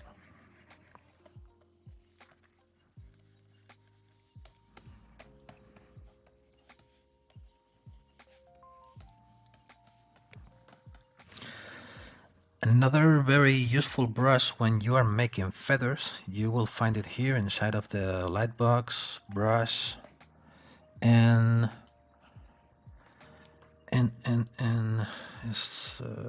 slash. I'm looking for the slash. There you go. The slash brushes and slash number 2. This is very useful for start creating feathers, but this is too aggressive, so let's reduce the intensity.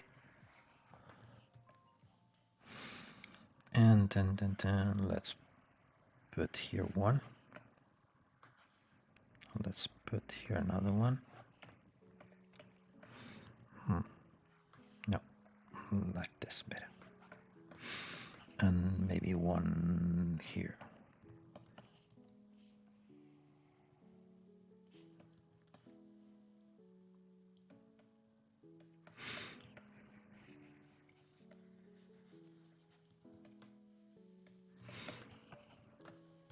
In this case less, and I like to change the alpha. I prefer how it works with the 39 alpha.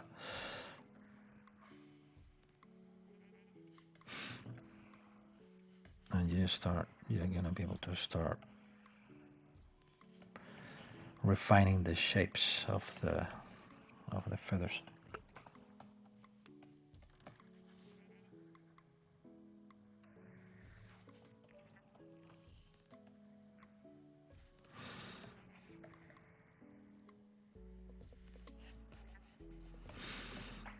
Okay, but I think by the moment, let's leave it as it is, so we can come back at any time to follow refining the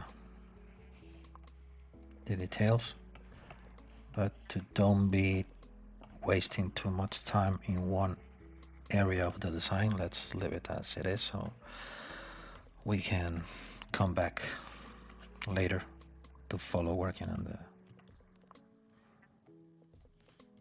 and refining the shape if necessary.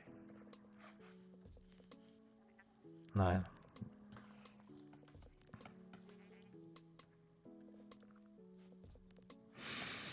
let's make this more pointy. Same with the Haku curve.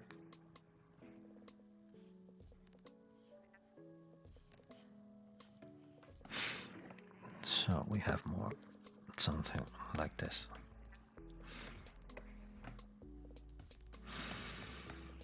Let's try to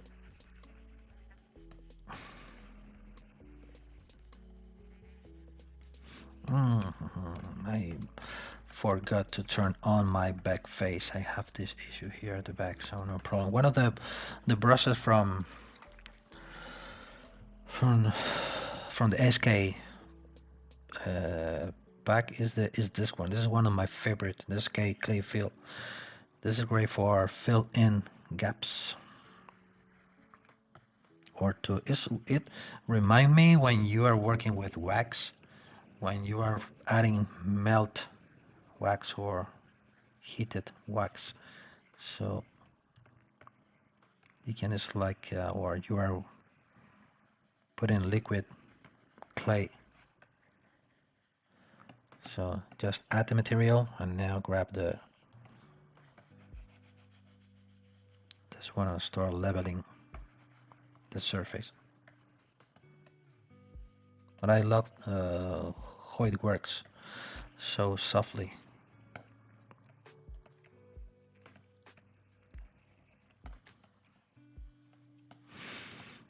So okay, like this. Maybe for removing material, what I'm gonna do, I'm gonna make it later. At this point, I'm not gonna be too worried about the weight, but for example, in this part of here we have, for example, if I hide this part of the mesh, if I turn on this double, here we have a thickness of a maximum thickness around 2 millimeters, maybe 2 millimeters. So what we can get is to try to remove some material and try to make it lighter. What we can do is try to start this, trying to curve into this and trying to remove this part, to trying to get thinner parts. We will save weight doing this, so but I will make it later. But just to show you how I did it, so just to start painting here a mask.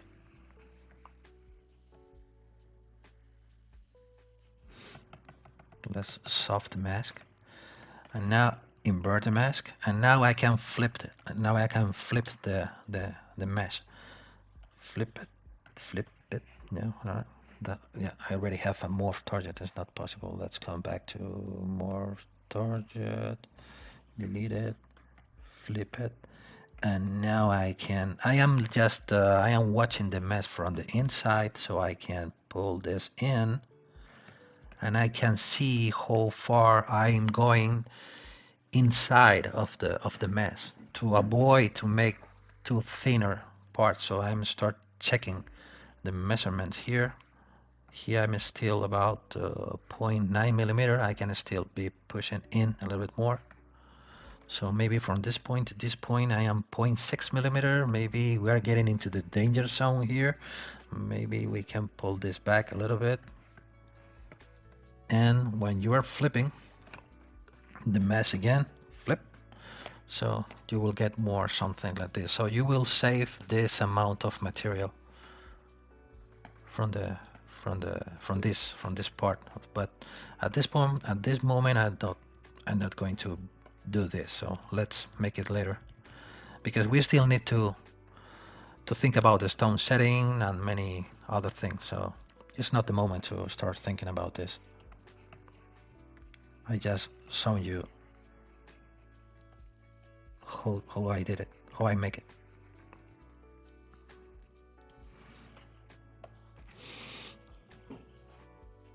How many years of sculpting experience you get? Yeah, around 12 years with ZBrush, only with ZBrush. ZBrush was my first 3D software. I came from the illustration. So I was using Photoshop for many years, or painting and drawings with brushes, pencils, watercolors, airbrushing. I spent many years working on with the airbrush, even giving classes of airbrushing.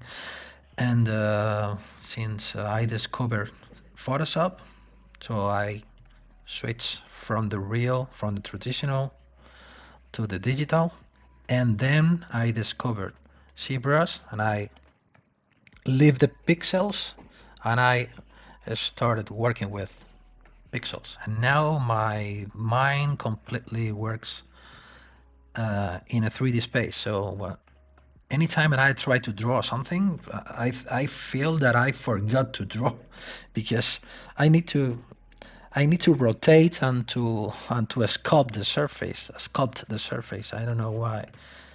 This is because many years doing the same. So only sculpting and watching the things in a 3D space. So this is going to be the wings. So what I have in mind, so this is going to be the last thing that I'm going to do. I'm going to save this. I'm going to leave some minutes just for asking the latest questions. So let's save this. What I have in mind is to do something like this, to make a gallery on the back. This is going to be something, this is going to be one part, the feathers itself, and this is going to be more or less something like this.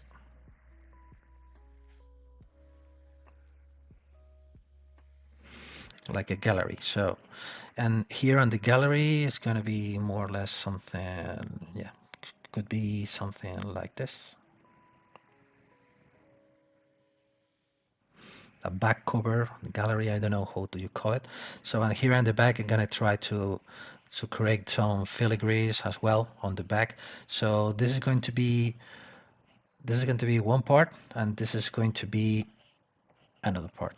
So and this is going to be printed. I cast it separately, and after will be necessary to weld them together. So to try to put them as a separate part. To don't print and cast the whole pendant as a one piece. So always trying to keep them as more separate as possible to make the polishing process more simple and more effective, more easy to get a better polished surfaces. Okay, so I will leave it here. Next day I will follow refining the feathers. We'll start working on the stone settings. We'll explain to you how my stone setting process works, and I will add this hanging a stone or crystal. Could be a pearl or could be a stone crystal. Let's see, depending on. And we will start planifying the assembling process. The back part, this part, the flame is going. They are going to be a different part because the idea is to cast this in gold and the rest in maybe in white gold or yellow gold or maybe in silver or another kind of another method to don't make it so expensive to trying to cast the whole design into in gold. And let's start thinking about the assembling process and the printing process and the casting process. Yeah, I will try to stream every week, but not the next week because I will be out till August. So this is my first stream. So this is my the first stream that I'm going to make, and after I'm gonna split the next stream till maybe the first or the second week of August. And after the summer, maybe in September, I'm gonna start making the streams, or I'm gonna try at least. Let's see. I need to talk about it with Pixologic about to try to stream all the weeks, and I'm gonna try to stream all the same day, same hour, all weeks, as any as the other of the artists are currently making. So this day, every week, same hour. So I'll try it. I will review your questions. Billy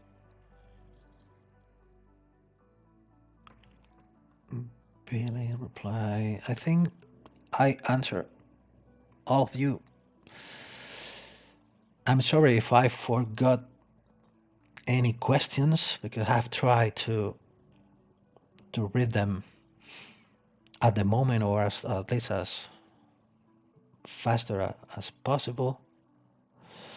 But I hope that the stream has been useful or interesting, because I know that it's a different way to use ZBrush, or at least this is what I think. Making different stuff, because and I will try to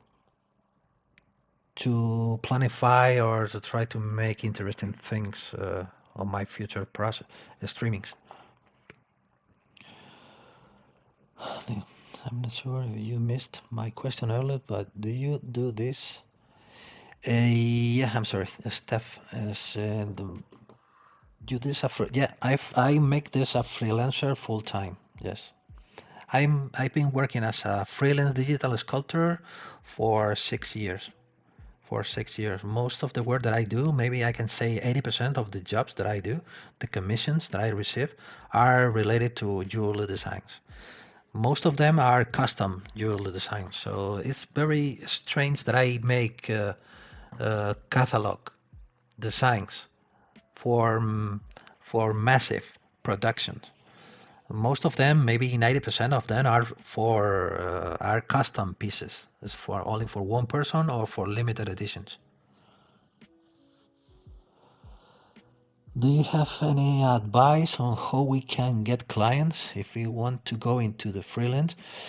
I can talk about my experience. My claims came from social media, because today it's great because you can reach all countries, all markets, many people on the net. So you can be showing your work on Facebook, Instagram, as many places as possible, showing your work.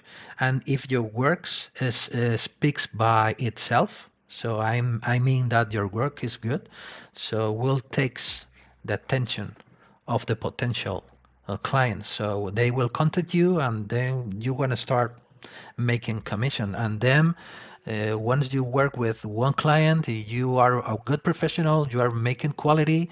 So I'm sure that that client will contact you again, will send you the second commission, then will send you the third, the fourth, and so on. And the star will start rolling with different clients. So I think this just try to try to talk with your work, with your art. I think is my best advice that I can give you. I'm not good at giving advices, I think so. Great streaming.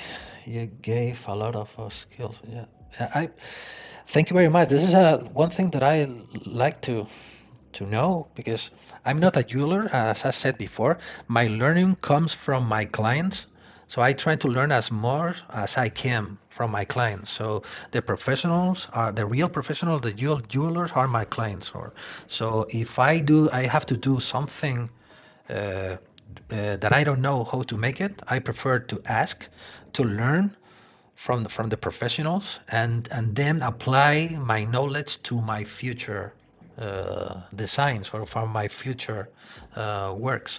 But the jewelry industry, it's you need to know a lot of things. You should take into account a lot of aspects, a lot of things during the design process, and it's quite difficult to know to know everything. For example, if we talk about stone settings, I prefer to leave the job for the real stone setters. Most of the job that I do for the stone settings, the job that I'm going to do on this design is going to be only for rendering purposes. So if this design, if I'm thinking about to print and produce this design, I will leave the design as it is right now. And the stone setter will decide the right stone sizes, the right prongs, the right distribution, or I prefer to do this instead of make their jobs. Well, it depends because some clients are requesting to me to leave the or at least the holes or the prongs already made, depending on the client. But I prefer to because the real professional are the real jewelers, and I'm just a digital sculptor. I'm on the designing part of the process. Yes, my clients always cast my pieces. Yes, because when they are ordering to me designs, they order them thinking about to manufacture and to produce the design. No, I have some contacts, some friends who already have 3D printing software facilities or services or casting services. I know stone setters, casters. I am on the business, so it's necessary to know people because if you want to learn, you should ask to the real professionals, as I said before. All of the stuff that you can see on my website. If I come back again to my website,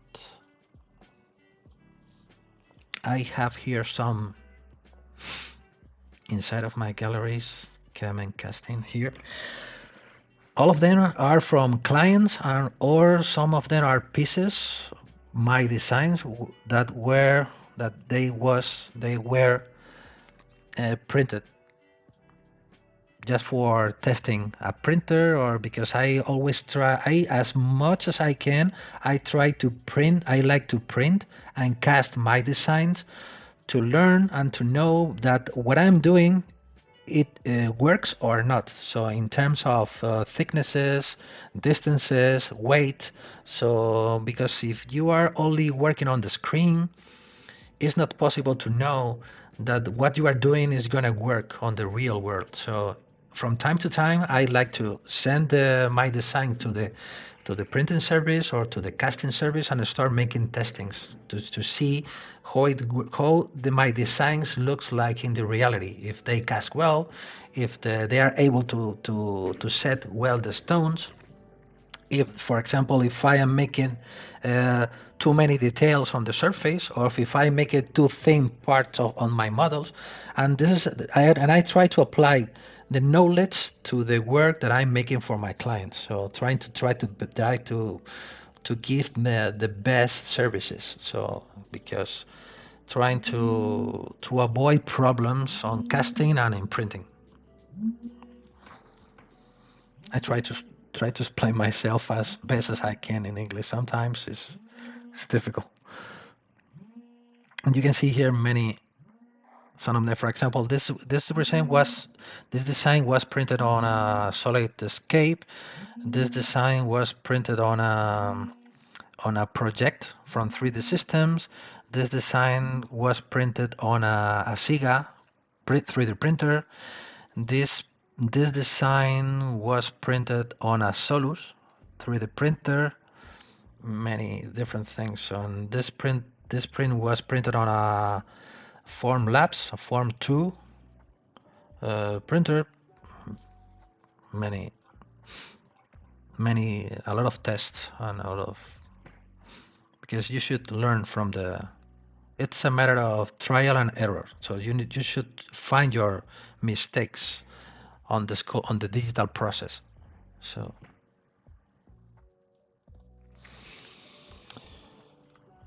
okay, thanks a lot, Paul. Really appreciate that you are accepting me as part of the ZBrush life. And yeah, sure. Carol sometimes it's difficult to me to pronunciate well or properly your names. Is Carol Witt is asking if we're gonna discuss how to prepare this for printing. Sure, of course. What I have in mind is I'm gonna try to show you during my streams the whole process till the designing process, till the how to prepare the design for 3D printing, and during the design process the thing that you should take into account for trying to avoid problems on the printing and on the casting, or at least trying to avoid it, because it's a matter of trial and error. So you send it to the casting house and you are getting problems, at this moment you are learning what you made wrong during the sculpting process.